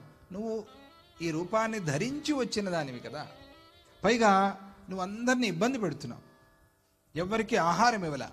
కాబట్టి ఒకళ్ళు అపరాధం చేస్తూ వాళ్ళ వల్ల అందరూ ఇబ్బంది పడుతూ ఉంటే అటువంటి వాణ్ణి ఆ సమాజం నుంచి తీసివేయటానికి రాజులైన వాళ్ళు ఏమి శిక్ష వేయాలో వేయవచ్చు, దానిలో తప్పులేదు. ఈయనకి తెలుసుగా మార్గాలు, ఆవిడ ఒకతేనా? ఆవిడొక ధర్మం తీసుకొచ్చి చెప్పింది, ఈయన ఇంకో ధర్మం తీసుకొచ్చి చెప్తున్నాడు. ఏకస్మిన్ యత్ర నిధనం ప్రాపితే దుష్టకారిణి బహూనాం భవతి క్షేమం తస్య పుణ్యప్రదో వధ. అటువంటి వాడిని ఒకడిని వేసేయటం తప్పులేదన్నాడు ఆయన. అటువంటి వాడిని ఒకడిని చంపేస్తే మిగతా అందరూ ఆనందిస్తూ ఉంటే అటువంటి వాడిని వధ చేయడం తప్పులేదు. నీ వల్ల ఎంతమంది కష్టపడుతూ రాజ్యం అంతా అల్లల్లాడిపోతోంది కదా. కాబట్టి నేను ఈ చెయ్యాలి అనుకున్న పనిలో పాపాన్ని అపరాధాన్ని చూడటం లేదు అన్నాడు ఆయన. ఆయన తెలివిగా ఆయన వ్యవహారం ఆయన చెప్పాడు. ఆ మాటకి భూమిదేవి అదిరిపోయింది. చాలా చక్కగా చెప్పాడు అని చెప్పి, రాజా అయితే నువ్వు నన్ను చంపగానే ఈ ప్రజల్ని ఎవరు మోస్తారు? భూదేవినే చంపేద్దామని బయలుదేరావే, నువ్వే ఉద్ధరించిన వాడి ఒకప్పుడు, ఇది మనం ప్రారంభంలో చెప్పు స్వామిగా, నువ్వే చంపేద్దామని బయలుదేరావు. పోషించిన వాడు విషవృక్షాన్నైనా సరే నాటి నరికేయకూడదు, నువ్వే నాటావుగా. నీకే పుట్టింది విషవృక్షం, దాన్ని నరికేయకూడదు అని ఉన్నప్పుడు నువ్వే ఉద్ధరించిన నన్ను నువ్వే చంపితే ఎవరు కాపాడాలి? ఇక ఈ ప్రజల్ని ఎవరు మోస్తారు? అలాగే వీరికి ఆధారం ఏది అని అడిగినప్పుడు పృథు మహారాజు, భూదేవి నువ్వు నా మాట పాటించాలి, పాటించకపోతే నా బాణాలు ప్రయోగించి నిన్ను వధించటం వల్ల నాకు వచ్చే పాపం లేదు. ఆత్మయోగ బలేనైవ ధారయిష్యామ్యహం ప్రజాః. నేనే భూమి అయిపోతా, ఏముంది, నేనే భూమి అయిపోయి నేనే వీళ్ళందరినీ భరిస్తా, నేనే వీళ్ళందరినీ మోస్తా. ఆత్మయోగ బలేనైవ, రాజుగారికి అంత బలము ఉండాలి, అంత శక్తి ఉండాలి. ప్రజాపాలనలో ఎట్టి పరిస్థితుల్లోనూ నా ప్రజల్ని నేను కష్టపడనివ్వను అనేటువంటి మనస్సు ఆ రాజుగారికి ఉండాలి అని చూపెడుతూ ఉన్నారు. ఆత్మయోగ బలేనైవ ధారయిష్యామ్యహం ప్రజా ఉపాయత సమారబ్ధా. భూదేవి అంటుంది, అంత మాట అనద్దు రాజా, అంతవరకు ఎందుకు తెచ్చుకోవటము? ఎవరైనా సరే ఆపదలు వచ్చినప్పుడు, ఇది 1,000,000 అపాయాలకి 100 కోట్ల ఉపాయాలు అని. 1,000,000 అపాయాలు వచ్చాయనుకోండి, దానికి ఇంకా 100,000,000 ఉపాయాలు. 100,000,000 దరిద్రాలకి 1,000,000,000 ఉపాయాలు అని తెలుగులో సామెత. 100,000,000 దరిద్రాలకి 1,000,000,000 ఉపాయాలు. అలా వెతుక్కోవాలి, వెతుక్కుంటే ఏదో ఒక ఉపాయం దొరుకుతుంది. బుద్ధివంతుడు ఎవడైనా సరే ఉపాయంగా కార్యసిద్ధి చేసుకుంటాడు. అందువల్ల ఉపాయత సమారబ్ధా సర్వే సిద్ధ్యంత్యుపక్రమా. ఏదైనా సరే నువ్వు ప్రారంభించేటప్పుడు చూసుకోవాలి, ఉపాయం ఏమిటి, దీనికి ఎలా కార్యసిద్ధి నాకు అవుతుంది అని చూసుకోవాలి. ఆ ఉపాయాన్ని చూసుకోకుండా నువ్వు పని చేస్తే నీకు సిద్ధి కలగదు. తస్మాద్ వదామ్యుపాయంతే తత్కురుష్వ యదిచ్ఛసి. కాబట్టి రాజా నేనే నీకు ఉపాయాన్ని చెప్తా, ఆ ఉపాయం నువ్వు చేస్తే నీకు నాకు ఇద్దరికి మంచిది, కార్యసిద్ధి అయిపోతుంది అని భూమాత చెప్పి, ఇప్పుడు ఈ మహౌషధాలన్నీ కూడా నాలో జీర్ణమైపోయాయి, నేను కలిపేసుకున్నా, ఏం చేస్తాం? ప్రజలు తెలుసుకోలేకపోయారు కాబట్టి నాకు కోపం వచ్చింది, నేను అన్ని ఔషధుల్ని నాలో కలిపేసుకున్నా, వీళ్ళు దాన్ని వాడుకోలేకపోయారు సరిగ్గా, కాబట్టి వాటిని నీకిప్పుడు నేను పాల రూపంలో ఇస్తాను. గోమాతగా ఉన్నాను కదా, పాల రూపంలో ఇస్తాను. గోవు నుంచి క్షీరం వస్తుంది కదా, ఆ క్షీర రూపంలోనే సమస్త ఔషధుల్ని ఇస్తాను. అందుకనే పయః, పయః అంటే క్షీరం, పాలు, పాలు సర్వౌషధం. పయః పృథివ్యాం పయ ఔషధీషు. ఈ భూమిలో క్షీరము, పాలకన్నా శ్రేష్టమైన ఔషధము లేదు అని వేదమే చెప్తోంది. మరి పాలు పడని వాళ్ళ సంగతి ఏమిటి స్వామి అని? పాలు పడని వాళ్ళు ఉంటారు కదా లోకల్లో, వాళ్ళ కథ ఏమిటి? పాల ఉత్పత్తి ఏదో, పాలది ఏదో ఒకటి సంబంధించింది, ఏదో ఒకటి, లేదా గోవు సంబంధించింది ఏదైనా సరే, లేదా గోమాత పూజ, గోమాతని సేవించుకోవటం, గోమాత సన్నిధిలో ఉండటం, లేదా గో ఆధారిత వ్యవసాయం, ఏదైనా సరే ఔషధం. అలా పాల రూపంలో నేను మొత్తం ఔషధుల్ని నీకు ఇస్తాను మళ్ళీ తిరిగి. నువ్వు ప్రజల మేలు కోరుకుంటూ ఉన్నావు కాబట్టి ఓ పృథు మహారాజా, నేను చాలా వాత్సల్యంతో నీకు పాలిస్తాను గోమాత. అయితే నువ్వు ముందుగా ఎవరినో ఒకరిని దూడ చేసుకుని తీసుకురా. దూడ లేకుండా చేపకుండా తల్లి గోవు పాలు ఇవ్వదు కదా. కాబట్టి దూడ ఉండాలి. దూడను చూస్తే కానీ ఆ తల్లి గోవుకి పాలు రావు. కాబట్టి నువ్వు ఎవరిని తెచ్చుకుంటావో తెలీదు, దూడను తెచ్చుకో అన్నప్పుడు పృథు మహారాజు ఆలోచన చేసి సరే అయితే స్వయంభువ మనువుని ఆయన దూడ చేసి తెచ్చుకున్నాడు. స్వయంభువ మనువు అంటే ప్రారంభం, ఆయన్నే దూడగా చేసి తెచ్చుకున్నాడు. తెచ్చుకుని ఆ దూడని చూడంగానే ఈ గోమాతకి పాలు వచ్చాయి. ఆ పాలని ఈ మహానుభావుడు పృథు చక్రవర్తి తన పాత్రలో ధరించాడు. ధరించి అంటే దీనివల్ల మనం తెలుసుకోవాల్సింది ఏమిటి అనంటే, అప్పటి నుంచి ఈ లోకంలో వ్యవసాయం అనేది ఎలా చేయాలి, పంట ఎలా పండించుకోవాలి, ఆ పంటని ఎలా వాడుకోవాలి, ఆ పంటని ఎలా కాపాడుకోవాలి, ఇవన్నీ కూడా ఆ అవతార పురుషుడు పృథువుగా వచ్చి మహానుభావుడు శ్రీ మహావిష్ణువు మనకు చూపించి నేర్పించాడు. వ్యవసాయాన్ని నేర్పించాడు భగవంతుడు. అప్పటి వరకు లేనటువంటి గో సంరక్షణ, అప్పటి వరకు లేనటువంటి వ్యవసాయ విధానము, ఇక అప్పటి వరకు లేనటువంటి గ్రామ వ్యవస్థ, నగర వ్యవస్థ, క్షేత్ర వ్యవస్థ, ఇదంతా కూడా పృథువు చేశాడు. అది మాత్రమే కాకుండా ఇక ఆ సందర్భంలో ఎవరెవరికి ఏమేం కావాలో దేవతలతో సహా మనుష్యులతో సహా అందరూ కూడా పాత్రలు పట్టుకొచ్చి ఆ గోమాత ద్వారా పిండుకుంటే కొంతమందికి సంగీతం వస్తోంది, కొంతమందికి గణిత శాస్త్రం వస్తోంది, కొంతమందికి ఇంకా ఏదో వేరే శాస్త్రం వస్తోంది. వారికి ఏదేది కావాలో దానికి సంబంధించినటువంటి దూడని వాళ్ళు తెచ్చుకుని ఆ దూడని చూపించి ఈ గోవుకి, ఆ గోవు ద్వారా వాళ్ళు సమస్తాన్ని పొందారు. అంటే ఈ భూమాత సరిగ్గా సేవించుకోవాలి కానీ ఎవ్వరికీ మోసం చేయదు, అందరికీ కావాల్సినవన్నీ కూడా అనుగ్రహిస్తుంది అని కదా అభిప్రాయం. సరిగ్గా ఉపయోగించుకోవాలంత అనేటువంటి ఆ మాటని చూపించి తేనాన్నేన ప్రజాస్తాత వర్తంతేద్యాపి నిత్యశః. ఆ రోజు పృథువు గారు చూపించిన వ్యవసాయ విధానం ఏదైతే ఉందో, తేన అద్యాపి తేన అన్నేన, ఆ రోజు ఆయన చూపించాట ఈ అన్నము పండించుకోవటము అనేది. ఆహారం, అన్నం అంటే ఆహారం. దానితో తేనాన్నేన ప్రజాస్తాత వర్తంతే అద్యాపి నిత్యశః. ఈ రోజుకి కూడా అదే పద్ధతి లోకంలో కొనసాగుతోంది. ప్రాణప్రదానాత్ స పృథు యస్మాత్ భూమేరభూత్పిత. ఇక ఆ గోమాత లేదా ఆ భూమాత ఆమె ప్రార్థనని మన్నించి విడిచిపెట్టేశాడు కదా, ఆవిడ ద్వారా ఫలాన్ని కూడా పొందాడు కదా.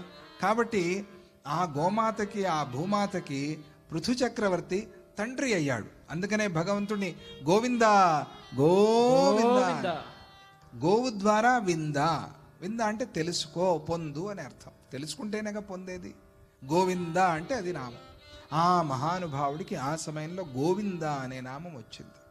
గోవుకి పిత, తండ్రి అయ్యాడు ఆయన. కాబట్టి తతస్తు పృథివీ సంజ్ఞాం అవాపాఖిలధారిణి. అప్పటి నుంచి ఆ పృథుపుత్రిగా ఆ భూదేవికి పృథ్వీ అనే పేరు వచ్చింది. జై బలో భూమాతకి జై బలో భారత మాతకి జై.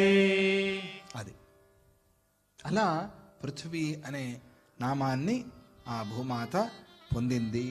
అలా అందరికీ కూడా సమస్త సిద్ధిని కూడా ఆ భూమాత అనుగ్రహించింది. సైషా విధాత్రి, సైషా ధాత్రి విధాత్రి చ ధారిణి పోషిణి తథా. ఆవిడే ధాత్రి, భూమికి ధాత్రి అనే పేరు.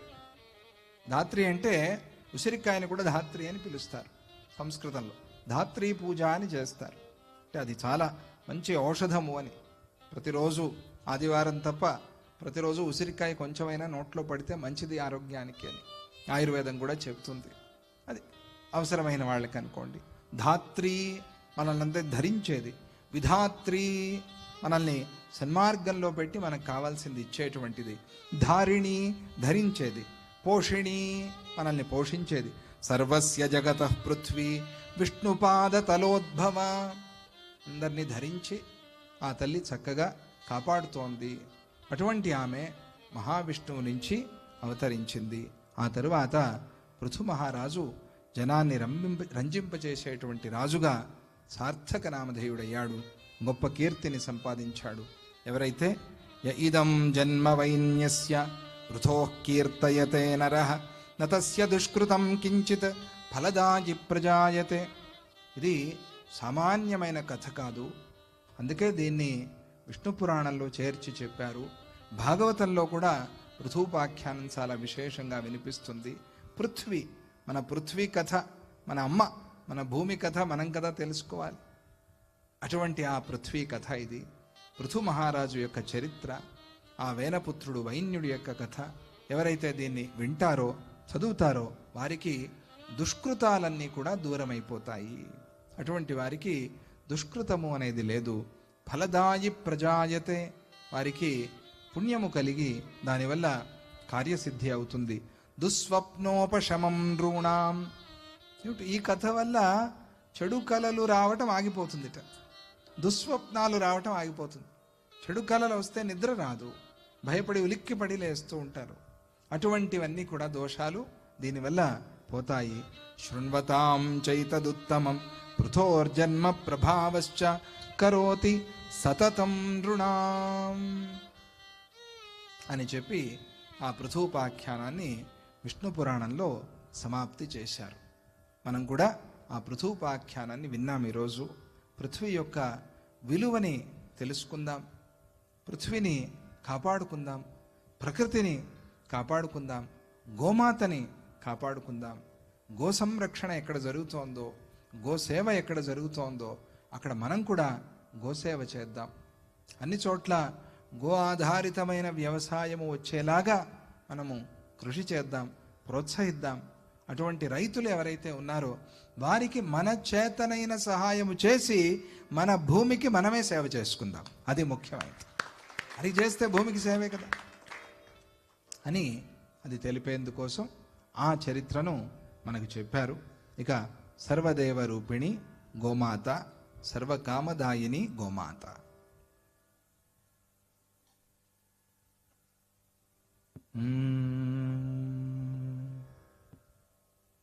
गावो मे पुरतः सन्तु, गावो मे सन्तु पृष्ठतः, गावो मे सर्वतः सन्तु, गवां मध्ये वसाम्यहम्.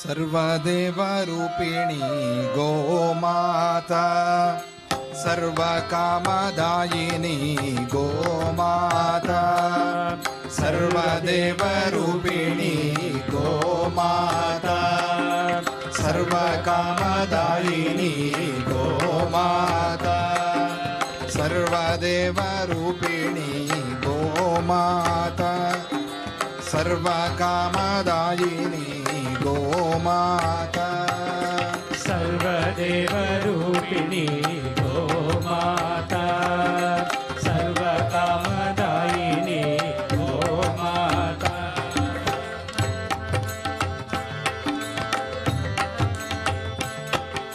शृङ्गयुग्मके ब्रह्मकेशवौ, शृङ्गयुग्मके ब्रह्मकेशवौ, आलपट्टके शङ्करो महान्, आलपट्टके शङ्करो महान्,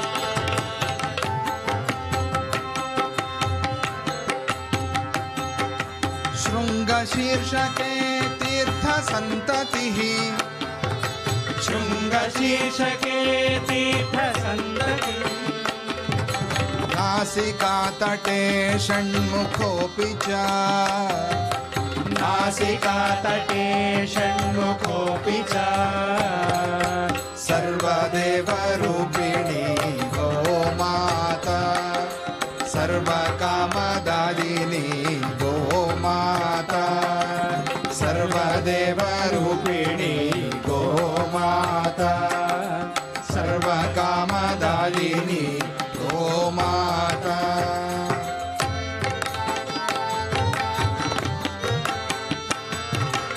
सोमभास्करौ नेत्रयुग्मके सोमभास्करौ नेत्रयुग्मके सोमभास्करौ नेत्रयुग्मके सोमभास्करौ नेत्रयुग्मके अश्विनी सुरावग्रपद्युगे अश्विनी सुरावग्रपद्युगे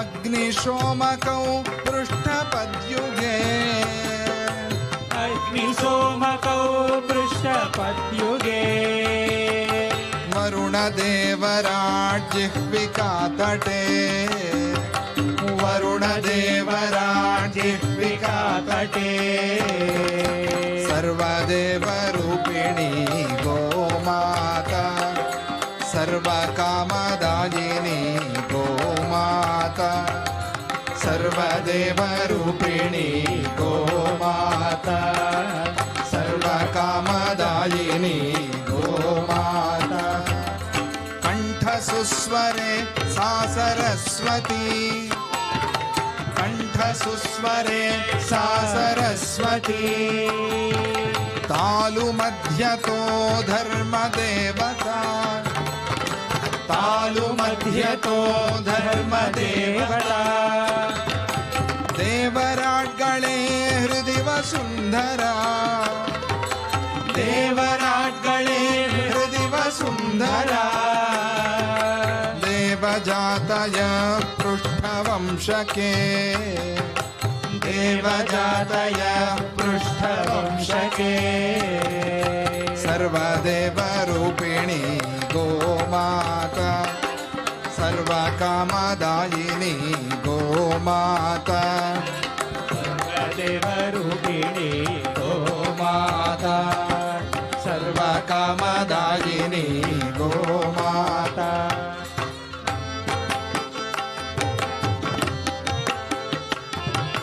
पयसि सा नदी या सरस्वती पयसि सा नदी या सरस्वती दध्नि नर्मदा वह्निराज्यके दध्नि नर्मदा वह्निराज्यके त्रिपथगामिनी मूत्रसंगता त्रिपथगामिनी मूत्रसंगता वार्धिरोधसि गोमये रमा वार्धिरोधसि गोमये रमा सर्वदेवरूपिणी गोमाता सर्वकामदायिनी गोमाता सर्वदेवरूपिणी गोमाता हरि सर्वकामदायिनी गोमाता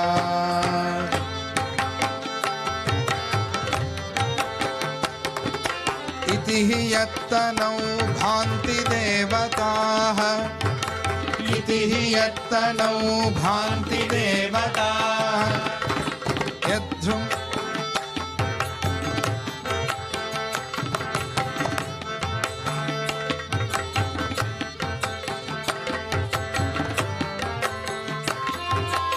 यद्रुगाञ्चले सम्पदावळी यद्रुगाञ्चले सम्पदावळी हरिहरप्रिया जयति सा सदा हरिहरप्रिया जयति सा सदा सच्चिदानन्द सद्रस विधायिनी सच्चिदानन्द सद्रस विधायिनी सच्चिदानन्द सद्रस विधायिनी सच्चिदानन्द सद्रस विधायिनी हरि सर्वदेवरूपिणी गोमाता सर्वकामदायिनी गोमाता सर्वदेवरूपिणी गोमाता सर्वकामदायिनी गोमाता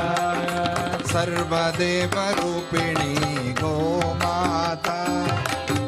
सर्वकामदायिनी गोमाता सर्वदेवरूपिणी गोमाता सर्वकामदायिनी गोमाता सर्वदेवरूपिणी गोमाता सर्वकामदायिनी गोमाता हरि सर्वदेवरूपिणी गोमाता सर्वकामदायिनी गोमाता गोमाता भूमाता गोमाता भूमाता।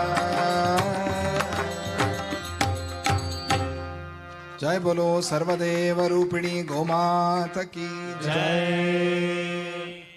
ಗೋವಿಂದ ಗೋವಿಂದ. ನಿನ್ನೆ ದಿವಸ ಧ್ರುವೋಪಾಖ್ಯಾನವನ್ನು ನಾವು ಹೇಳ್ಕೊಂಡಿದ್ವಿ. ಅಲ್ಲಿ ಧ್ರುವನು ಹೇಳ್ತಾನೆ, ಸರ್ವ ಪ್ರಾಣಿಗಳಲ್ಲಿಯೂ ಸರ್ವಾಂತರ್ಯಾಮಿಯಾದ ಸರ್ವೇಶ್ವರನು ನೀ, ಸರ್ವಾಂತರ್ಯಾಮಿಯಾದ ಸರ್ವೇಶನು ನೀ, ಸರ್ವಜ್ಞಾನಿಯು ಗುರು ನಿಮ್ ಗುರುವೀಧರ ಬೇಡ್ಕೆ ಹೇಳಲುಚಿತವೇ ಕೃಷ್ಣ. ಕಂದಪದ್ಯ, ಅದನ್ನು ಸ್ವಲ್ಪ ನಾವು ಅನುವಾದ ಮಾಡ್ಕೊಳ್ಳೋಕ್ಕೆ ಪ್ರಯತ್ನ ಮಾಡಿಕೊಂಡ್ವಿ. ನಿನ್ನಲ್ಲಿ ಏನು ನಾವು ಬೇಡಿಕೆ ಹೇಳೋದು, ಕೋರಿಕೆ ನಾವೇನು ಹೇಳ್ಕೊಳ್ಳೋದು ಎಲ್ಲ ಗೊತ್ತು ನಿನಗೆ. ಈ ಒಂದು ನಂಬಿಕೆ ನಮ್ಮಲ್ಲಿರಬೇಕು. ನಾವೇನು ಹೇಳಬೇಕಾಗಿಲ್ಲ, ಮಾಡಬೇಕಾದ ಕೆಲಸ ಮಾಡಿದ್ರೆ ಸಾಕು, ಎಲ್ಲ ತಾನಾಗೆ ಬರುತ್ತೆ. ಆ ಥರದ ಒಂದು ಕಥೆಯನ್ನು ನಾವು ನಿನ್ನೆ ಧ್ರುವೋಪಾಖ್ಯಾನವನ್ನು ಹೇಳ್ಕೊಂಡ್ವಿ. ಇನ್ನು ಆ ಧ್ರುವನ ವಂಶದಲ್ಲಿ ಬಂದಂಥವರ ಚರಿತ್ರೆಯನ್ನು ಹೇಳುವಾಗ ಅಂಗರಾಜನ ಮಗ ವೇನ ಅನ್ನುವಂಥವನು, ಅವನ ಕಥೆಯನ್ನು ಇವತ್ತು ಪ್ರಧಾನವಾಗಿ ಪೃಥೂಪಾಖ್ಯಾನ, ಸ್ವಲ್ಪ ಅವನದು ಹೇಳಬೇಕಾಗಿತ್ತಲ್ಲ, ಅದಕ್ಕೆ ವೇನನ ಕಥೆಯನ್ನು ಕೂಡ ಸೇರಿಸಿ ಹೇಳಿದ್ರು. ಅಂಗ ಸುನೀತ ಅನ್ನುವಂಥ ದಂಪತಿಗಳಿಗೆ ವೇನ ಅನ್ನುವಂಥವನು ಹುಟ್ಟಿದ. ಅವನನ್ನು ಮಥನ ಮಾಡಿದಾಗ ಅವನಿಂದ ಪೃಥು ಮಹಾರಾಜ ಅನ್ನುವಂಥ ಹೆಸರಿನಲ್ಲಿ ಶ್ರೀ ಮಹಾವಿಷ್ಣು ಅವತರಿಸಿ ಬಂದರು ಅಂತ ಹೇಳಿದ್ರು. ಆಗ ಮೈತ್ರೇಯ ಮಹರ್ಷಿಗೆ ಒಂದು ಸಂದೇಹ ಬಂತು. ಇದೇನಿದು, ಎಲ್ಲರೂ ಕೇಳಿದ್ದುಂಟ ನಾವು, ಶರೀರವನ್ನೇ ಮಥನ ಮಾಡಿದಾಗ ಅಲ್ಲಿಂದ ಮಗು ಹುಟ್ಟೋದು ಅಂತಂದ್ರೆ ಇದೆಲ್ಲಿದು ಸಾಧ್ಯನಾ ಅಂತ ಹೇಳಿ, ಏನದು ಕಥಾ ಸಂದರ್ಭ, ಯಾಕೆ ಅಲ್ಲಿ ಆ ಥರ ಮಥನ ಮಾಡಬೇಕಾಗಿತ್ತು ಅನ್ನುವಂಥ ಪ್ರಶ್ನೆಯನ್ನು ಮೈತ್ರೇಯ ಮಹರ್ಷಿ ಕೇಳ್ತಾರೆ. ಆಗ ಪರಾಶರ ಮಹರ್ಷಿ ಏನಾಯಿತು ಅಂತಂದ್ರೆ, ಈ ಅಂಗರಾಜನ ಹೆಂಡತಿ ಸುನೀತ, ಈ ಸುನೀತನ ತಂದೆ ಮೃತ್ಯು. ಆ ಮೃತ್ಯು ಅಂದ್ರೆ ತಾತ ತಾನೆ, ಆ ತಾತನ ಬುದ್ಧಿಯೆಲ್ಲ ಈ ಮೊಮ್ಮಗುಗೆ ಬಂದ್ಬಿಡ್ತು. ತಾತನ ಬುದ್ಧಿಗಳು ಬರುತ್ತೆ, ತಂದೆಯ ಬುದ್ಧಿಗಳು ಬರುತ್ತೆ ಮಕ್ಕಳಲ್ಲಿ. ಹಾಗೆ ಆ ಮೃತ್ಯುವಿನ ಗುಣ ಎಲ್ಲ ಬಂದಿರೋದ್ರಿಂದ ಈ ವೇನನು ಪರಮದುಷ್ಟನಾದ. ಎಂಥ ದುಷ್ಟ, ರಾಜನೇ, ಆದರೂ ಯಾರು ಎಲ್ಲೂ ಯಾವುದೇ ಥರದ ಒಳ್ಳೆ ಕೆಲಸಗಳನ್ನು ಮಾಡೋ ಹಾಗಿಲ್ಲ, ದೇವತಾ ಪೂಜಾ ಆರಾಧನಾ ಮಾಡೋ ಹಾಗಿಲ್ಲ. ಅಪ್ಪ ಏನು ಮಾಡಬೇಕು ಅಂತ ಭಗವದ್ಗೀತೆಯಲ್ಲಿ ಕೇಳಿದಾಗ ಭಗವಂತನು ದೇವದ್ವಿಜ ಗುರು ಪ್ರಾಜ್ಞಾ ಪೂಜನಂ ಶೌಚಮಾರ್ಜವಂ, ಮಾಡಲೇಬೇಕಿದು, ಯಾರು ಬಿಡೋ ಹಾಗಿಲ್ಲ. ಮಾಡಿದ್ರೇನ ನಾವೆಲ್ಲ ಚೆನ್ನಾಗಿರೋದು, ಭೂಮಿ ಚೆನ್ನಾಗಿರೋದು. ಆ ಥರದ್ದು ಯಾವುದು ಸತ್ಕರ್ಮ ನಡೆಯೋ ಹಾಗಿಲ್ಲ ಅಂತ ಹೇಳಿ ಒಂದು ಶಾಸನ ಹೊರಡಿಸ್ದ. ಎಲ್ಲರೂ ಭಯ, ಹೆದರ್ಕೊಂಡ್ರು, ಎಲ್ಲರೂ ಬಿಟ್ರು. ಯಾವಾಗ ಈ ಸತ್ಕರ್ಮ ಸತ್ಕ್ರಿಯಾ ಅನ್ನೋದನ್ನು ಬಿಡ್ತೀವೋ ಆಗ ಹಾಳಾಗ್ತೀವಿ ಅಂತ. ಮಹರ್ಷಿಗಳೆಲ್ಲ ಬಂದು ಅಪ್ಪ ನೀನು ಮಾಡ್ತಿರೋದು ಸರಿ ಇಲ್ಲ, ನಾವೆಲ್ಲ ಉಳಿದಿರೋದು, ನಮ್ಮ ಈ ಜಗತ್ತು ಏನಿದು ನೋಡಿದ್ರೆ ಎಲ್ಲ ನಾವು ಭಗವಂತನಿಗೆ ಅರ್ಪಣೆ ಮಾಡಿದರ ಒಂದು ಪರಿಣಾಮ, ಅದರ ಪರಿಣಾಮ ರೂಪದಲ್ಲಿ ಈ ಜಗತ್ತೆಲ್ಲ ಹೀಗೆ ಕಾಣಿಸ್ತಾ ಇದೆ. ಹವಿಷಾಂ ಪರಿಣಾಮೋಯಂ, ಆ ಹವಿಸ್ಸಿನ ಪರಿಣಾಮ ಇದೆಲ್ಲ. ಇವತ್ತು ನಾವು ಏನೇನು ಒಳ್ಳೆಯದನ್ನು ಅನುಭವಿಸ್ತಾ ಇದ್ದೀವಿ ಅದನ್ನೆಲ್ಲ ನಾವು ಹಿಂದೆ ಮಾಡಿದ ಪುಣ್ಯ. ಅಪ್ಪ ಅವರು ಏನೋ ಮಾಡ್ಕೊಂಡಿದ್ದಾರಪ್ಪ ಅಂತ, ಏನೋ ಪುಣ್ಯ ಮಾಡ್ಕೊಂಡಿದ್ದಾರೆ, ಅದರ ಫಲವನ್ನು ಅನುಭವಿಸ್ತಾ ಇದ್ದಾರೆ. ಹಾಗಾಗಿ ಈ ಪುಣ್ಯ ಕರ್ಮವನ್ನು ಬಿಡೋ ಹಾಗಿಲ್ಲ, ತಪ್ಪು, ಇದು ದೋಷ. ಆದ್ದರಿಂದ ನಾವೊಂದು ಯಜ್ಞವನ್ನು ಮಾಡ್ತೀವಿ, ಅವನು ಯಾರು ಒಂದು ದಿವಸ ಒಂದು ಸಮಿತ್ತು ಹಾಕೋ ಹಾಗಿಲ್ಲ ಹೋಮಕುಂಡದಲ್ಲಿ ಅಂತ ಹೇಳಿದ್ದವನು. ಅವನ ಹತ್ರ ಬಂದು ಮಹರ್ಷಿಗಳು ನಾವೊಂದು 12 ವರ್ಷದ ಒಂದು ಯಜ್ಞವನ್ನು ಸಂಕಲ್ಪ ಮಾಡಿದ್ದೀವಿ ಅಂತ ಹೇಳ್ತಾರೆ. ಒಂದು ಸಮಿತ್ ಹಾಕಬಾರ್ದು ಅನ್ನೋವನ ಹತ್ರ ಬಂದು 12 ವರ್ಷದ ಯಜ್ಞದ ಬಗ್ಗೆ ಕೇಳಿದ್ರೆ ಅವನಿಗೆ ಕೋಪ ಬರದೇ ಇರುತ್ತಾ? ಕೋಪ ಬಂತು. ಬುದ್ಧಿ ಇಲ್ಲ ನಿಮಗೆ, ನಾನು ಹೇಳಿದ್ದೀನಿ, ನಾನೇ ವಿಷ್ಣು, ನಾನೇ ದೇವತೆಗಳು, ಬೇರೆ ಯಾರಿದ್ದಾರೆ? ಏನು ಯಜ್ಞ ಮಾಡಬೇಕೋ ಅಲ್ಲ, ಪದಾರ್ಥ ಎಲ್ಲ ತಂದು ನನ್ನ ಮುಂದೆ ಇಡಿ, ಅಷ್ಟೇ ಸಾಕು ಅನ್ನೋ ಮಟ್ಟಿಗೆ ಹೊರಟೋಗಿದ್ದಾನವನು, ಅಹಂಕಾರ. ಆಗ ಈ ಮಹರ್ಷಿಗಳೆಲ್ಲ ಬೇಕಾದಷ್ಟು ಹೇಳಿ ನೋಡ್ತಾರೆ, ಸಮಾಧಾನದಿಂದ ಬಹಳ ಶಾಂತಚಿತ್ತರಾಗಿ ಎಲ್ಲ ಥರ ಅರ್ಥ ಮಾಡಿಸೋಕ್ಕೆ ಪ್ರಯತ್ನ ಮಾಡ್ತಾರೆ. ಆದರೆ ಆ ವೇನನು ಸಿದ್ಧನಿಲ್ಲ. ಬೇರೆ ಆ ವೇದಗಳನ್ನು, ದೇವತೆಗಳನ್ನು ನಿಂದನೆ ಮಾಡ್ತಾನೆ, ದೂಷಣೆ ಮಾಡ್ತಾನೆ. ಇದನ್ನ ಕೇಳಕ್ಕಾಗದೆ ಆ ಮಹರ್ಷಿಗಳಿಗೆ ಇನ್ನು ಇಂಥವನು ನಮ್ಮ ರಾಜನಾಗಿ ಇರಬಾರದು, ಇವನನ್ನ ಸಾಯಿಸಿಬಿಡ್ಬೇಕು ಅಂತ ಹೇಳಿ ಸಂಕಲ್ಪಕ್ಕೆ ಬಂದ್ಬಿಡ್ತಾರೆ ಅವರು ಮಹರ್ಷಿಗಳು. ಅಷ್ಟು ಶಾಂತವಾಗಿರೋರು ಇಂಥ ಕೋಪ ಬರಬೇಕು ಅಂದ್ರೆ ಅವನು ಎಂಥ ಮಾತಾಡಿರ್ಬೇಕು ಅಲ್ವಾ? ಆಗ ಅವ್ರ ಹತ್ರ ಏನು, ರಾಜನನ್ನು ಸಾಯಿಸಬೇಕು ಅಂದ್ರೆ ಏನಿದೆ ಅವ್ರ ಹತ್ರ? ಆಯುಧಗಳಿದೆಯೇ ಅಥವಾ ಸೈನ್ಯ ಇದೆಯೇ? ರಾಜನ ಸುತ್ತಲೂ ಭಯಂಕರವಾದ ಸೈನ್ಯ. ಅವನನ್ನು ಒಂದು ಮಾತನಕ್ಕಾಗತ್ತಾ, ಹೊಡೆಯಕ್ಕಾಗತ್ತಾ? ಅವರ ಕೈಯಲ್ಲಿದ್ದ ದರ್ಭೆಯನ್ನು ತಗೊಂಡ್ರವರು ಮಹಾತ್ಮರು, ಮಹಾನುಭಾವರು. ಆ ದರ್ಭೆಯನ್ನೇ ಅಭಿಮಂತ್ರಿಸಿ ಅಲ್ಲೇ ಭಗವಂತನನ್ನು ಪ್ರಾರ್ಥನೆ ಮಾಡಿ ಸುಮ್ಮನೆ ಆ ದರ್ಭೆಯಿಂದ ಸುಮ್ಮನೆ ಹಾಗೆ ಹೊಡೆದ್ರಂತ. ಸುಮ್ಮನೆ ಒಂದು ದರ್ಭೆ ಹೀಗಂದ್ರು, ಅದು ಹೋಗಿ ತಗಲ್ತೋ ಇಲ್ವೋ ಕೂಡ ಗೊತ್ತಿಲ್ಲ. ಒಂದು ಕೇವಲ ಆ ದರ್ಭೆ ತಗಲಿದ್ದರಿಂದ ಅವನು ಬಿದ್ದು ಸತ್ತೋದ. ಆಶ್ಚರ್ಯ, ಇದೇನಿದು? ಮಹರ್ಷಿಗಳಿಗೆ ರಾಜನನ್ನ, ಒಬ್ಬ ಮನುಷ್ಯನನ್ನ ಕೊಂದ ಪಾಪ ಬಂತ ಅಂತ ಪ್ರಶ್ನೆ ಬಂತು. ಇಲ್ಲ ಇಲ್ಲ, ಅದಕ್ಕೆ ಮುಂಚೆನೆ ಅವನು ಸತ್ತೋಗಿದ್ದ, ಸುಮ್ಮನೆ ಹಾಗಿದ್ದಾನೆ, ಜೀವಚ್ಛವ ಅಂತ. ಯಾರು ಈ ಥರದ ಮಾಡಬಾರದ ಕೆಲಸಗಳನ್ನು ಮಾಡ್ತಾರೆ ಅವರು ನಡೆದಾಡೋ ಶವ ಅಂತ. ಮಲಗಿರೋ ಶವ ಅಲ್ಲ, ನಡೆದಾಡೋ ಶವ, ಜೀವಚ್ಛವ ಅಂತ. ಜೀವನ್ಮುಕ್ತರಾಗಬೇಕಾದ ಮನುಷ್ಯರು ಜೀವಚ್ಛವಗಳಾಗ್ಬಿಡ್ತಾರೆ. ಆದ್ರಿಂದ ಸತ್ತೋಗಿದ್ದ, ಇದು ತಗಲಿ ಆಗ ನಿಜವಾಗ್ಲೂ ಪ್ರಾಣ ಬಿಟ್ಟ. ಹೊಗೆ ಇದ್ದ, ಭಗವನ್ ನಿಂದನೆಯಿಂದ ಮೊದಲೇ ಸತ್ತು ಹೋಗಿದ್ದ, ಈಗ ಇದೊಂದು ನಿಮಿತ್ತವಾಯಿತು, ಹೋಗ್ಬಿಟ್ಟ. ಯಾವಾಗ ಈ ವೇನರಾಜ ಸತ್ತು ಹೋದ, ಕೆಲವೇ ದಿನಗಳಲ್ಲಿ ಅವನು ಶರೀರವನ್ನು ಇಟ್ಕೊಂಡಿದ್ರು, ಏನು ಕಾರಣ ಗೊತ್ತಿಲ್ಲ, ಶರೀರವನ್ನು ಇಟ್ಕೊಂಡಿದ್ರು, ಅದಕ್ಕೇನು ದಹನ ಸಂಸ್ಕಾರ ಏನು ಮಾಡಲಿಲ್ಲ ಅವರು. ಕೆಲವೇ ದಿನಗಳಲ್ಲಿ ಭಯಂಕರವಾದಂಥ ಬರಗಾಲ, ಮಳೆ ಇಲ್ಲ, ಆಹಾರ ಇಲ್ಲ, ಪ್ರಜೆಗಳೆಲ್ಲ ತುಂಬ ಕಷ್ಟಪಡ್ತಾ ಇದ್ದಾರೆ. ಎಲ್ಲರೂ ಬಂದರು, ಓಡಿ ಬಂದರು. ಮಹಾತ್ಮರು, ಮಹರ್ಷಿಗಳು, ನೀವೇ ಯಜ್ಞ ಮಾಡಿ ನಮಗೆ ಆಹಾರ ಕೊಡ್ತೀವಿ ಅಂತ ಹೊರಟವರು ಈಗ ಈ ಪರಿಸ್ಥಿತಿ ತಂದಿಟ್ಟಿದ್ದೀರಿ, ಈ ರಾಜನೂ ಇಲ್ಲ, ಈಗ ನಾವು ಎಲ್ಲಿ ಹೋಗಬೇಕು, ಏನು ಮಾಡಬೇಕು? ಯಜ್ಞಗಳಿಲ್ಲದೆ ಹೋದ್ರೆ ತಿಂಡಿ ಇತ್ತು, ಈಗ ತಿಂಡಿನೂ ಇಲ್ಲ ನಮಗೆ ತಿನ್ನಕ್ಕೆ ಅಂತ ಕೇಳಿದಾಗ ಮಹರ್ಷಿಗಳು ಯೋಚನೆ ಮಾಡ್ತಾರೆ, ಯಾಕಾಯಿತು ಈ ಪರಿಸ್ಥಿತಿ? ನಾವು ಒಳ್ಳೆಯದಕ್ಕೆ ತಾನೇ ಸಂಕಲ್ಪ ಮಾಡಿದ್ದು, ಆದರೂ ಹೀಗಾಯ್ತಲ್ಲ ಅಂತ ಯೋಚನೆ ಮಾಡಿದಾಗ ಅವ್ರಿಗೆ ಅರ್ಥವಾಯಿತು, ರಾಜನಿಲ್ಲದ ರಾಜ್ಯ ಹೀಗಿರಬಾರ್ದು, ಅದಕ್ಕೆ ಒಬ್ಬ ರಾಜನನ್ನು ಸೃಷ್ಟಿ ಮಾಡಬೇಕು ಅಂತ ಹೇಳಿ ಅವರಿಗೆ ಮನಸ್ಸಾಯಿತು. ಮನಸ್ಸಾಗಿ ಅವರು ಎಲ್ಲಿಂದ ರಾಜ ಬರಬೇಕು? ಈಗ ರಾಜನ್ ಸತ್ತು ಹೋಗಿದ್ದಾನೆ. ಆಗಿನ ಕಾಲದ ಅವರ ತಪಸ್ಸು, ಅವರ ಶಕ್ತಿ ಹಾಗಿತ್ತು. ಆ ಶರೀರದ ಒಂದು ಭಾಗವನ್ನ, ಅಂದರೆ ಒಂದು ಊರು ಭಾಗ, ಒಂದು ತೊಡೆಯ ಮೇಲೆ ಮಥನ ಮಾಡಿದ್ರು ಅವರು. ಮಥನ ಮಾಡಿದಾಗ ಅಲ್ಲಿಂದ ಒಂದು ಭಯಂಕರವಾದ ರೂಪದಲ್ಲಿ ಒಂದು ಮಗು ಹುಟ್ಟಿ ಬಂತು. ಅವನನ್ನು ನೋಡಿದ್ರೆ ಅವನು ರಾಜನ ಮಾಡೋ ಹಾಗಿಲ್ಲ, ಅವನ ಗುಣಗಳಾಗಲಿ, ಅವನ ಮಾತಾಗಲಿ, ಅವನ ವ್ಯವಹಾರವಾಗಲಿ ಹಾಗಿಲ್ಲ. ಅದಕ್ಕೆ ಅವನನ್ನು ಕಾಡಿಗೆ ಕಳಿಸ್ಬಿಟ್ರು. ನೀನು ಕಾಡು ಮನುಷ್ಯನ ಥರ ಇದೆಯಪ್ಪ, ಕಾಡು ಹೊರಟೋಗುವಂತ. ಕಾಡು ಮನುಷ್ಯರು ಅಂತ ಪ್ರತ್ಯೇಕವಾದ ಜಾತಿ ಏನಲ್ಲ, ಯಾರಿಗೆ ಇಲ್ಲಿ ಇರಬೇಕಾಗಿರುವಂಥ ವ್ಯವಹಾರ ಗೊತ್ತಿಲ್ವೋ ಆಗಿನ ಕಾಲದಲ್ಲಿ ಅವ್ರನ್ನ ಹಾಕಿ ಕರೀತಾ ಇದ್ರು ಅಂತ. ಈಗಿನ ಕಾಲದ ಪದ್ಧತಿ ಅಲ್ಲ ಅದು. ಅಂದರೆ ಅವ್ರಿಗೆ ಇನ್ನೇನು ಮಾತಿಲ್ಲ, ಓದಿಲ್ಲ, ಬರಹ ಇಲ್ಲ. ಇದು ವಾಲ್ಮೀಕಿ ಮಹರ್ಷಿ ಕಥೆಯಲ್ಲಿ ಪ್ರಾರಂಭದಲ್ಲಿ ಹೇಳ್ತಾರಲ್ಲ ಹಾಗೆ, ಬೇರೆ ಏನು ಚಿಂತೆ ಇಲ್ಲ. ಹೊಡಿ, ಹಿಂಸೆ ಮಾಡು, ಬೇಟೆ ಆಡು, ಆಹಾರ ತಗೊಂಡೋಗು, ಮನೆಯಲ್ಲಿ ಕೊಡು, ಅಡಿಗೆ ಮಾಡಿಸು, ತಿನ್ನು, ತೆಗು, ಅಷ್ಟೆ. ಈ ಒಂದು ವಿಧಾನದಲ್ಲಿದ್ದವ್ರನ್ನ ಕಾಡು ಜನ ಅಂತ ಕರೀತಾರೆ.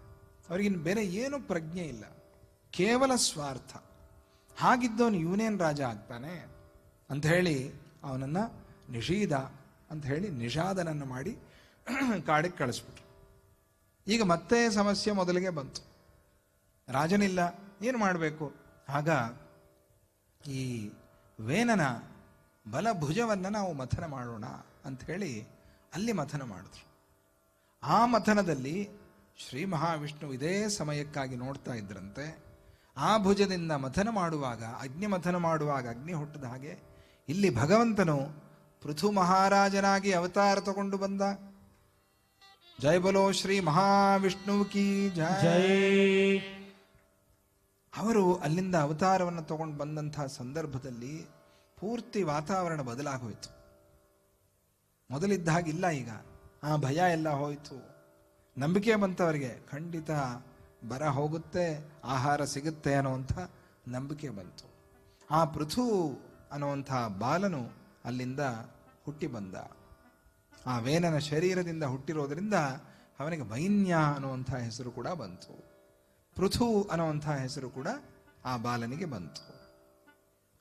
ಸರಿ, ಹೀಗಿರುವಾಗ ಒಂದು ಸಲ ಇವರು ಸಂಕಲ್ಪ ಮಾಡಿರೋ ಹಾಗೆ ಯಜ್ಞವನ್ನು ಮಾಡ್ತಿರುವಾಗ ಆ ಯಜ್ಞದಲ್ಲಿ ಸೂತ ಮಾಗಧ ಇಬ್ಬರು ಕೂಡ ಹುಟ್ಟಿ ಬಂದರು. ಅವರನ್ನ, ಸೂತ ಮಾಗಧರು ಅಂದ್ರೆ ಗೊತ್ತಲ್ಲ, ಅವರು ಕೀರ್ತನೆ ಮಾಡೋರು, ಭಜನೆ ಮಾಡೋರು. ಅವರನ್ನ ಕರೆದು ಮಹರ್ಷಿಗಳು ಹೇಳಿದ್ರು, ನೋಡಿ, ಇಲ್ಲಿ ಅವತಾರ ತಗೊಂಡು ಬಂದಿರುವಂತಹ ಹುಡುಗ ಸಾಮಾನ್ಯ ಅಲ್ಲ, ಪೃಥು ಚಕ್ರವರ್ತಿ, ಇವನನ್ನು ಚೆನ್ನಾಗಿ ನೀವು ಕೀರ್ತನೆ ಮಾಡಿ ಅಂತ ಹೇಳಿದ್ರು. ಮಾಡಿದ್ರೆ ಅದೇ ಸಮಯದಲ್ಲಿ ಈ ಹುಡುಗ, ಈ ಮಗು ಮನಸ್ಸಿನಲ್ಲಿ ಅನ್ಕೊಂಡಂತೆ, ಅಲ್ಲ, ನಾನೀಗ ಚಿಕ್ಕವನು, ನಾ ಇನ್ನೂ ಏನು ಮಾಡಿದ್ದೇನೂ ಇಲ್ಲ, ಘನಕಾರ್ಯ ಏನು ಮಾಡಿಲ್ಲ, ನಾನು ನನ್ನನ್ನು ಹೊಗಳಕ್ಕೆ ಹೇಳ್ತಾ ಇದ್ದಾರಲ್ಲ ಇವರು. ಆಯಿತು, ಇವರು ಏನೇನು ಹೊಗಳ್ತಾರೋ ಅದನ್ನೆಲ್ಲ ನಾನು ಮನಸ್ಸಿನಲ್ಲಿ ಭದ್ರ ಮಾಡಿಕೊಂಡು ಯಾವ ಗುಣ ನನ್ನಲ್ಲಿ ಇದ್ದರೆ ಅದನ್ನು ನಾನು ಹೆಚ್ಚಿಸ್ಕೊಳ್ಳೋಕೆ ಪ್ರಯತ್ನ ಮಾಡ್ತೇನೆ. ಯಾವ ಗುಣ ನನ್ನಲ್ಲಿ ಇರಲ್ವೋ ಅದನ್ನು ನಾನು ತಂದಿಟ್ಕೊಂಡು ಹೆಚ್ಚಿಸ್ಕೊಳ್ಳೋಕೆ ಪ್ರಯತ್ನ ಮಾಡ್ತೇನೆ. ಇದು ಪೃಥು ಚಕ್ರವರ್ತಿ, ಆ ಪೃಥು ಬಾಲನು ಸಂಕಲ್ಪ ಮಾಡಿತ್ತು. ಆಗ ಅವರು ಕೇಳ್ತಾರೆ, ಆ ಸೂತ ಮಾಗಧರು, ಅಲ್ಲ, ನಮಗೇನು ಗೊತ್ತಿಲ್ವಲ್ಲ ಈ ಹುಡುಗ ಏನು ಮಾಡಿದ್ದಾನೆ, ಏನು ಕಥೆ ಅಂತ, ಇವನನ್ನು ಏನಂತ ಹೊಗಳೋದು, ನಿಮಗೆ ಭವಿಷ್ಯ ದೃಷ್ಟಿಯನ್ನು ಕೊಡ್ತೀವಿ. ಮಹರ್ಷಿಗಳು ಹೇಳಿದ್ರು, ಈತ ಮುಂದಿನ ಕಾಲದಲ್ಲಿ ಏನೇನು ಮಾಡ್ತಾನೆ ಅದೆಲ್ಲ ನಿಮ್ಗೆ ಕಾಣಿಸುತ್ತೆ, ಅದಕ್ಕೆ ತಕ್ಕ ಹಾಗೆ ನೀವು ಕೀರ್ತಿಸಿ ಅಂದಾಗ ಆ ಮಾಗಧರು ಇವನನ್ನು ಕೀರ್ತನೆ ಮಾಡ್ತಾ ಗುಣಗಳನ್ನು ಹೇಳ್ತಾರೆ. ಸತ್ಯವನ್ನೇ ಮಾತಾಡ್ತಾನೆ, ಧರ್ಮ ಮಾರ್ಗದಲ್ಲಿದ್ದಾರೆ, ಕೃತಜ್ಞತೆಯಿಂದ ಇರ್ತಾನೆ, ಮಾಡಿದ ಒಳ್ಳೆಯದನ್ನು ಯಾವತ್ತಿಗೂ ಮರೆಯೋದಿಲ್ಲ, ಸತ್ಯವನ್ನೇ ಮಾತಾಡ್ತಾನೆ, ಹೀಗೆಲ್ಲ ಗುಣಗಳನ್ನು ಹೇಳಿದ್ರು. ನಾವು ರಾಮಾಯಣದಲ್ಲಿ 16 ಗುಣ ಶ್ರೀರಾಮಚಂದ್ರನ ಕೇಳ್ತೀವಲ್ವ, ಹಾಗೆ ಗುಣಗಳನ್ನೆಲ್ಲ ಹೇಳಿದ್ರು. ಹೇಳಿದಾಗ ಪೃಥು, ಆ ಬಾಲನು ಇದನ್ನೆಲ್ಲ ಕೇಳಿ, ಓಹ್, ನಾನು ಹೀಗಿರಬೇಕು ಅಂಥೇಳಿ ಇವರು ಬಯಸ್ತಾ ಇದ್ದಾರೆ ಮಹರ್ಷಿಗಳು, ಆದ್ದರಿಂದ ಇವರಿಂದ ನನಗೆ ಹೀಗೆ ಹೇಳಿಸಿದ್ದಾರೆ ನೋಡಿ, ಹಾಗೆ ಅರ್ಥ ಮಾಡ್ಕೊಳ್ಬೇಕು. ಇಲ್ಲದೆ ಇರೋದನ್ನು ಹೇಳುವಾಗ ನಾವು ಸಂತೋಷ ಪಡೋದು, ನನ್ನ ಬಗ್ಗೆನೇ ಹೇಳಿದ್ದಾರೆ ಅಂತ. ಇದಿಲ್ವಲ್ಲಪ್ಪ ನನ್ನಲ್ಲಿ, ಇವರು ಯಾಕೆ ಹೇಳ್ತಾ ಇದ್ದಾರೆ ಅಂತ. ಕೆಲವರು ಸುಮ್ಮನೆ ಮಾತಾಡ್ತಾ ಮಾತಾಡ್ತಾ, ಸ್ವಾಮೀಜಿ ಅವ್ರಿಗೆ ಮೃದಂಗ ಗೊತ್ತು ಅಂದ್ಬಿಡ್ತಾರೆ, ನನಗೆ ಮೃದಂಗ ನೋಡೋದು ಗೊತ್ತಿಲ್ಲ ಸರಿಯಾಗಿ. ನಾನು ಅವಾಗ ಮನಸ್ಸಲ್ಲಿ ಅನ್ಕೋತಾ ಇರ್ತೀನಿ, ಇಲ್ಲಪ್ಪ ನನಗೇನು ಗೊತ್ತಿಲ್ಲ, ಯಾವುದೋ ಪೂರ್ವಜನ್ಮದಲ್ಲಿ ಕಲ್ತಿದ್ದು ವಾಸನೆ ಸ್ವಲ್ಪ ಇದ್ದಿರಬಹುದು. ಪೂರ್ವಜನ್ಮ ಅಂದರೆ ಸನ್ಯಾಸ ಪೂರ್ವಜನ್ಮನೇ ತಾನೆ, ಇದು ಹೊಸ ಜನ್ಮನೇ ತಾನೆ. ಆವಾಗ ಕಲ್ತಿದ್ದು ಮತ್ತೆ ಇವಾಗ ಏನಿದೆಯೋ ಜ್ಞಾಪಕ ಗೊತ್ತಿಲ್ಲ ನನಗೆ, ಹೇಳಬೇಡಿ ಅಂತಲೇ.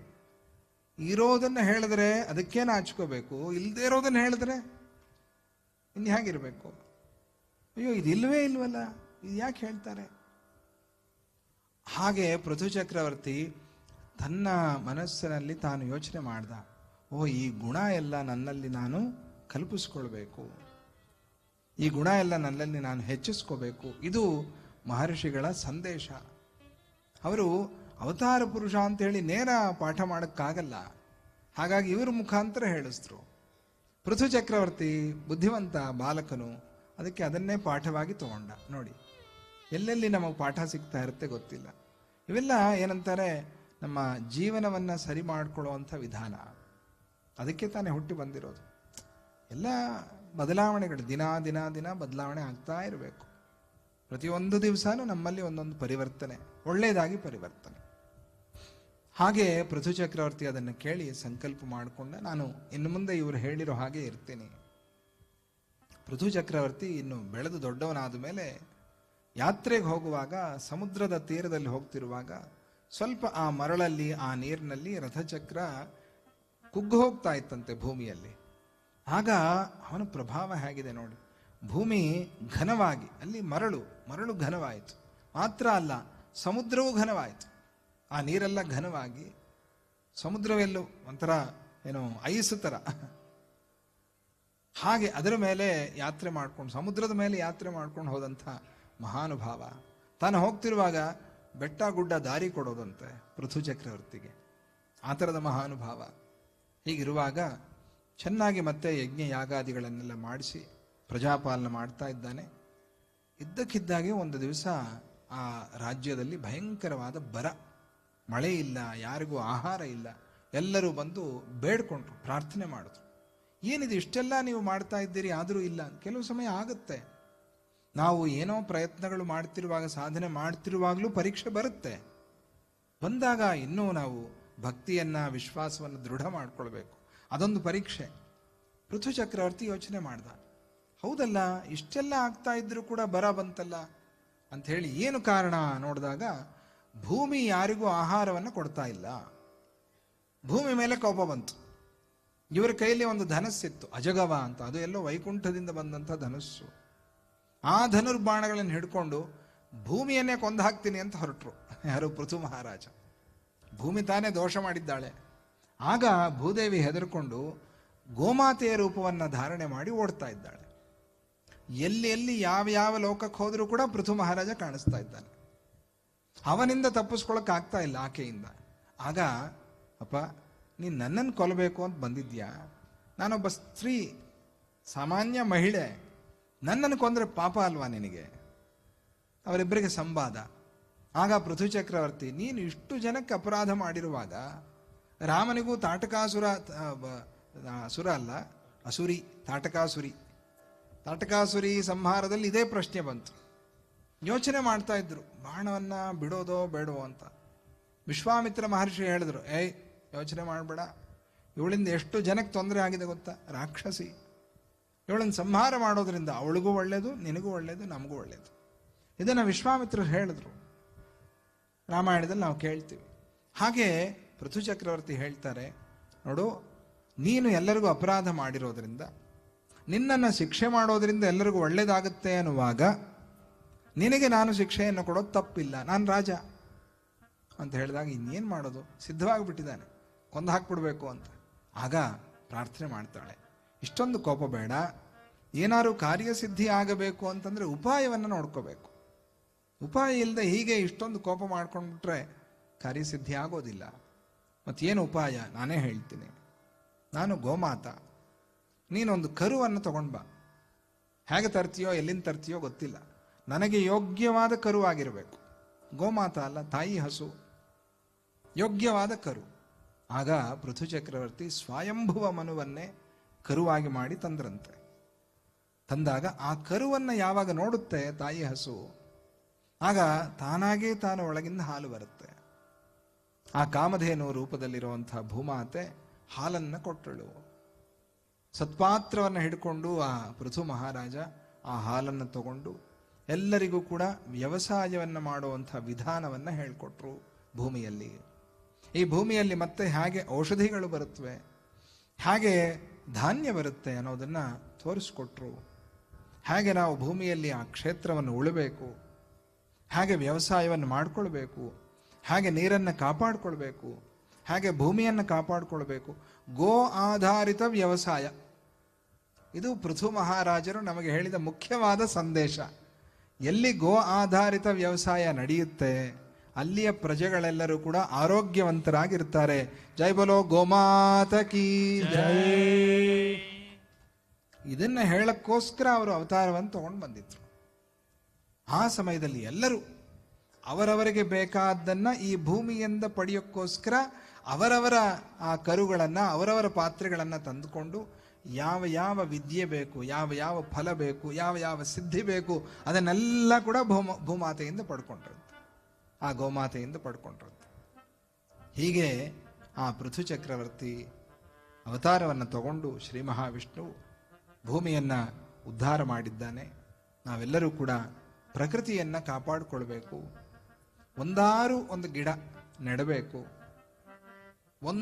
ಗಿಡವನ್ನು ನೆಡದೆ ನಾವು ಮೇಲೆ ಹೋದಾಗ ಮತ್ತೆ ಭಗವಂತ ಕಳಿಸ್ತಾನೆ, ನೀನೇನು ಭೂಮಿಯಲ್ಲಿ ಗಿಡನೇ ನೆಟ್ಟಿಲ್ಲ, ಒಂದು ವೃಕ್ಷಕ್ಕೆ ಒಂದು ನೀರು ಎರೆದಿಲ್ಲ ನೀನು ಅಂತ ಹೇಳಿ ಭಗವಂತ ಮತ್ತೆ ನಮ್ಮನ್ನು ಕಳಿಸ್ತಾನೆ. ಆ ಪರಿಸ್ಥಿತಿ ಬರಬಾರದು. ಅದಕ್ಕೆ ಪ್ರಕೃತಿಯನ್ನ ರಕ್ಷಣೆ ಮಾಡಿ. ನಮ್ಮ ದತ್ತಾಜಿಯವರು ಎಷ್ಟು ಹೇಳ್ತಾರೆ, ಕಾಪಾಡಿ. ಎಷ್ಟು ಹಸಿರು, ಎಷ್ಟು ಗ್ರೀನರಿ ಬಿಟ್ಟಿದ್ದಾರೆ ಅಲ್ವಾ? ಇಷ್ಟು ಜಾಗದಲ್ಲಿ ಇನ್ನೂ ಎಷ್ಟೆಷ್ಟೋ ರೂಮ್ ಕಟ್ಟಬಹುದು. ಇಲ್ಲ, ಬೇಡ, ಗ್ರೀನರಿ, ಪ್ರಕೃತಿ ಹಸಿರಾಗಿರಬೇಕು. ಅದನ್ನು ಎಲ್ಲರೂ ಕೂಡ ತಿಳ್ಕೊಳ್ಬೇಕು. ಆ ಪ್ರಕೃತಿ ಸಂರಕ್ಷಣೆಯನ್ನು ಭಗವಂತನು ಈ ರೂಪದಲ್ಲಿ ಒಂದು ಚಮತ್ಕಾರವಾಗಿ ನಮಗೆ ತೋರಿಸಿದ್ದಾರೆ. ಆ ಭೂಮಾತೆಯ, ಗೋಮಾತೆಯ ಕಥಾರೂಪದಲ್ಲಿ. ಅದಕ್ಕೆ ನಾವು ಆ ಗೋಮಾತೆಯನ್ನ ಸರ್ವದೇವ ರೂಪಿಣಿ ಗೋಮಾತಾ, ಸರ್ವಕಾಮದಾಯಿನಿ ಗೋಮಾತಾ, ಸರ್ವದೇವ ರೂಪಿಣಿ ಗೋಮಾತಾ, ಸರ್ವಕಾಮದಾಯಿನಿ ಗೋಮಾತಾ, ಸರ್ವದೇವ ರೂಪಿಣಿ ಗೋಮಾತಾ, ಸರ್ವಕಾಮದಾಯಿನಿ ಗೋಮಾತಾ. ಜೈ ಬೋಲೋ ಗೋಮಾತಾ ಕಿ ಜೈ. ಇವತ್ತು ಇದು ಪೃಥೂಪಾಖ್ಯಾನ. ಇದು ಅವತಾರ, ಭಗವಂತನ ಅವತಾರ. ಈ ಅವತಾರದ ಕಥೆಗಳನ್ನು ಕೇಳೋದ್ರಿಂದ ನಮಗೆ ಒಳ್ಳೆಯದಾಗತ್ತೆ. ಈ ಪೃಥೂಪಾಖ್ಯಾನವನ್ನು ಭಾಗವತದಲ್ಲೂ ಕೂಡ ನಮಗೆ ಹೇಳಿದ್ದಾರೆ ಬಹಳ ವಿಶೇಷವಾಗಿ. ಅದನ್ನೇ ಮತ್ತೆ ನಾವು ವಿಷ್ಣು ಪುರಾಣದಲ್ಲೂ ಕೂಡ ಹಾಗೇ ಕೇಳ್ತೀವಿ, ಕೆಲವು ಸಣ್ಣ ಸಣ್ಣ ಬದಲಾವಣೆಗಳಿಂದ. ಅಂಥ ಪೃಥೂಪಾಖ್ಯಾನದ ಫಲವನ್ನು ಹೇಳ್ತಾ, ಯಾರು ಇದನ್ನು ಕೇಳ್ತಾರೆ ಅವರು ಸದಾ ಧರ್ಮ ಮಾರ್ಗದಲ್ಲಿರ್ತಾರೆ. ಅವರಿಗೆ ದುಸ್ವಪ್ನ ನಾಶವಾಗುತ್ತೆ. ಕೆಟ್ಟ ಕನಸುಗಳು ಬರೋದು ಬಹಳ, ಅಂದರೆ ಏನೋ ಕೆಟ್ಟದಾಗುತ್ತೆ ಅಂತ ಕೆಲವು ಮನಸ್ಸಿಗೆ ಅನಿಸ್ತಾ ಇರುತ್ತೆ. ಅಯ್ಯೋ ಏನೋ ಆಗ್ಬಿಡುತ್ತೆ ಅನ್ನೋ ಭಯ ಒಂದಿರುತ್ತೆ. ಇದು ಹಾಗೆ ಆ ಕನಸುಗಳು, ಕೆಟ್ಟ ಕನಸುಗಳು ಬರೋದು, ಈ ಥರದ್ದೆಲ್ಲವೂ ಕೂಡ ಪರಿಹಾರವಾಗುತ್ತೆ. ಸಮಸ್ತ ದುಷ್ಕೃತಗಳು, ಸಮಸ್ತ ಪಾಪಗಳು ಪರಿಹಾರವಾಗುತ್ತೆ. ಅಂಥ ಒಂದು ಆ ಕಥೆಯನ್ನು, ಪೃಥೂಪಾಖ್ಯಾನವನ್ನು ನಾವಿವತ್ತು ಕೇಳಿದ್ದೀವಿ ವಿಷ್ಣು ಪುರಾಣದಲ್ಲಿ. ಇವತ್ತು ಪ್ರೊದ್ದುಟೂರಿನ ಭಕ್ತರು ಬಹಳ ಚೆನ್ನಾಗಿ ಹಾಡಿದ್ದಾರೆ ಬೆಳಗ್ಗೆ ಭಜನೆಯನ್ನು. ತುಂಬ ಸಂತೋಷ. ನಾಳೆ ದಿವಸ ಪೆದ್ದ ಪದ್ಮಾಪುರಂ ವಾಲಂಟಿಯರ್ಸ್, ಬಹಳ ಒಳ್ಳೆಯ ವಾಲಂಟಿಯರ್ಸ್. ಅಲ್ಲೆಲ್ಲ ಹೋದರೆ ಮೈ ರೋಮಾಂಚನವಾಗುತ್ತೆ. ಅವರ ಭಕ್ತಿ ನೋಡಿ ಮೈ ತುಂಬ ಹೋಗುತ್ತೆ ಆನಂದದಲ್ಲಿ. ಅಂಥ ಒಂದು ಭಕ್ತಿ. ಅವರೆಲ್ಲರೂ ನಾಳೆ ದಿವಸ ಹಾಡೋರಿದ್ದಾರೆ. ನಾಳೆ ಆಢಿ ಕೃತ್ತಿಕ, ವಿಶೇಷವಾಗಿ ಸುಬ್ರಹ್ಮಣ್ಯ ಸ್ವಾಮಿಗೆ ಆಷಾಢ ಮಾಸದಲ್ಲಿ ಕೃತ್ತಿಕ ವಿಶೇಷವಾಗಿ ಅರ್ಚನೆಯನ್ನು ಮಾಡ್ತಾರೆ. ಆಢಿ ಕೃತ್ತಿಕಾ ಸಂದರ್ಭ ನಾಳೆ ಕಾವಡಿ ಸೇವೆ ಇರುತ್ತೆ ಸ್ವಾಮಿಗೆ.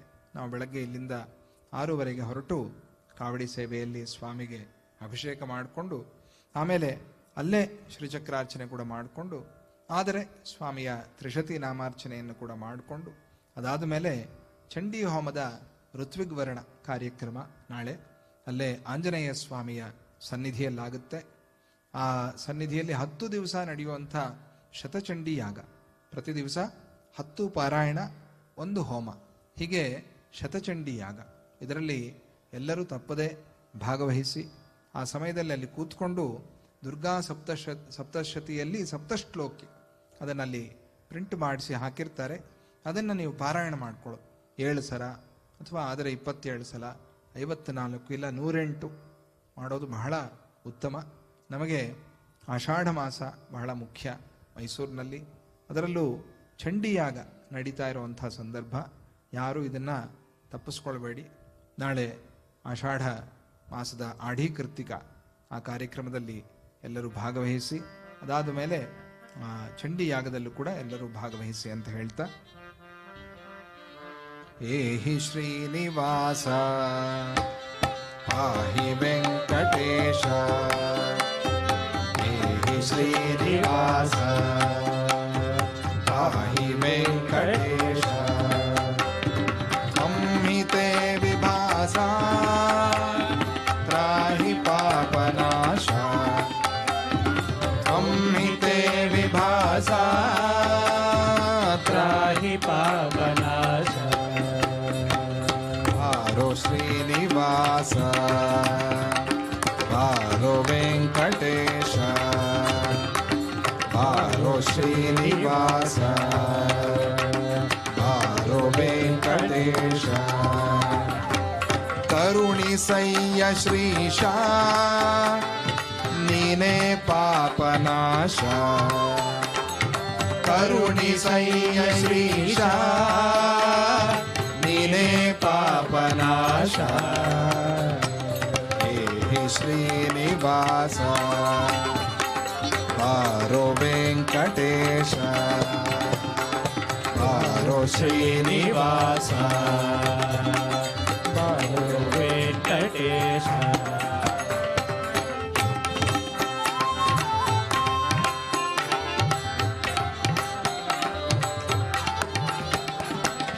ಬೇಗ ಬಾರೋ ಮನೆಗೆ ಕಾಣಬಾರೋ ನಮಗೆ ಬೇಗ ಬಾರೋ ಮನೆಗೆ ಕಾಣಬಾರೋ ನಮಗೆ ವೇಗದಿಂದ ಮನಕ್ಕೆ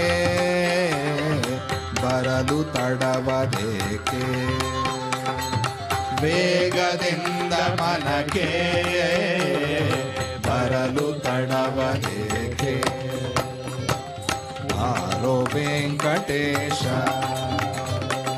ಬಾರೋ ಶ್ರೀನಿವಾಸ ಬಾರೋ ಶ್ರೀನಿವಾಸ ಬಾರೋ ವೆಂಕಟೇಶ.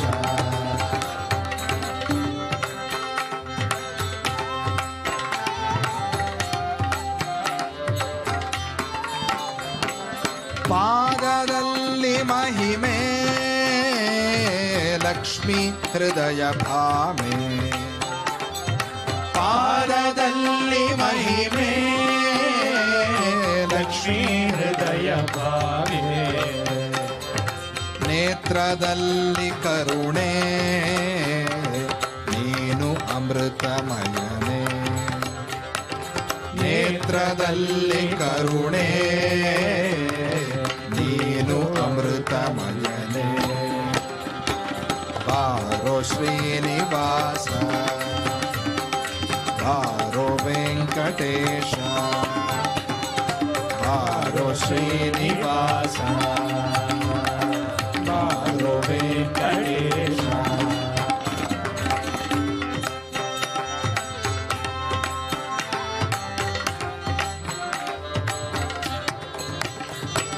ಪರಮ ಜ್ಯೋತಿ ನೀನೇ ಪ್ರಾಣದಲ್ಲಿ ನೀನೇ ಪರಮ ಜ್ಯೋತಿ ನೀನೇ ಪ್ರಾಣದಲ್ಲಿ ನೀನೇ ಜ್ಞಾನವೆಲ್ಲ ನೀನೇ ಸಚ್ಚಿದಾನಂದ ನೀನೇ ಜ್ಞಾನದಲ್ಲಿ ನೀನೇ ಸಚ್ಚಿದಾನಂದ ನೀನೇ ಬಾರೋ ಶ್ರೀನಿವಾಸ ಬಾರೋ ವೆಂಕಟೇಶ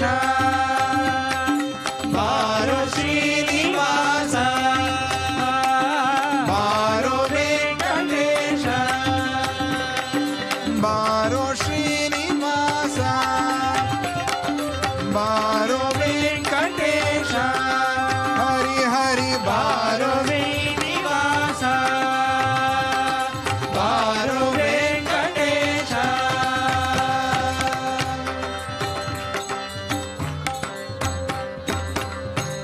ಸಪ್ತಗಿರಿವಾಸ ಗೋವಿಂದ ಗೋವಿಂದ. ತ್ವಮೇವ ಮಾತಾ ಪಿತಾ ತ್ವಮೇವ ತ್ವಮೇವ ಬಂಧು ಸಖಾ ತ್ವಮೇವ ತ್ವಮೇವ ವಿದ್ಯಾ ದ್ರವಿಣಂ ತ್ವಮೇವ ತ್ವಮೇವ ಸರ್ವಂ ಮಮ ದೇವ ದೇವ ಕಾಯೇನ ವಾಚ ಮನಸೇಂದ್ರಿಯೈರ್ವಾ ಬುದ್ಧ್ಯಾತ್ಮನಾ ವಾ ಪ್ರಕೃತೆ ಸ್ವಭಾವಾತ್ ಕರೋಮಿ ಯದ್ಯತ್ ಸಕಲಂ ಪರಸ್ಮೈ ನಾರಾಯಣಾಯಿತಿ ಸಮರ್ಪಯಾಮಿ. ಅಚ್ಯುತಂ ಕೇಶವಂ ರಾಮನಾರಾಯಣಂ ಶ್ರೀಧರಂ ಮಾಧವಂ ಗೋಪಿಕಾವಲ್ಲಭಂ. ಹರೇ ರಾಮ ರಾಮ ರಾಮ ಹರೇ ಹರೇ ಹರೇ ಕೃಷ್ಣ ಕೃಷ್ಣ ಕೃಷ್ಣ ಹರೇ ಹರೇ ರಾಮ ರಾಮ ಹರೇ ಹರೇ ಕೃಷ್ಣ ಕೃಷ್ಣ ಹರೇ ಹರೇ ರಾಮ ರಾಮ ಹರೇ ಹರೇ ಕೃಷ್ಣ ಹರೇ ಹರೇ. सन्तु सर्वे सन्तु निरामयाः सर्वे भद्राणि पश्यन्तु मा कश्चित् दुःखभाग् भवेत् श्रीगणेशाय नमः श्रीसरस्वत्यै नमः श्रीपादवल्लभ नरसिंह सरस्वती श्रीगुरुदत्तात्रेयाय नमः।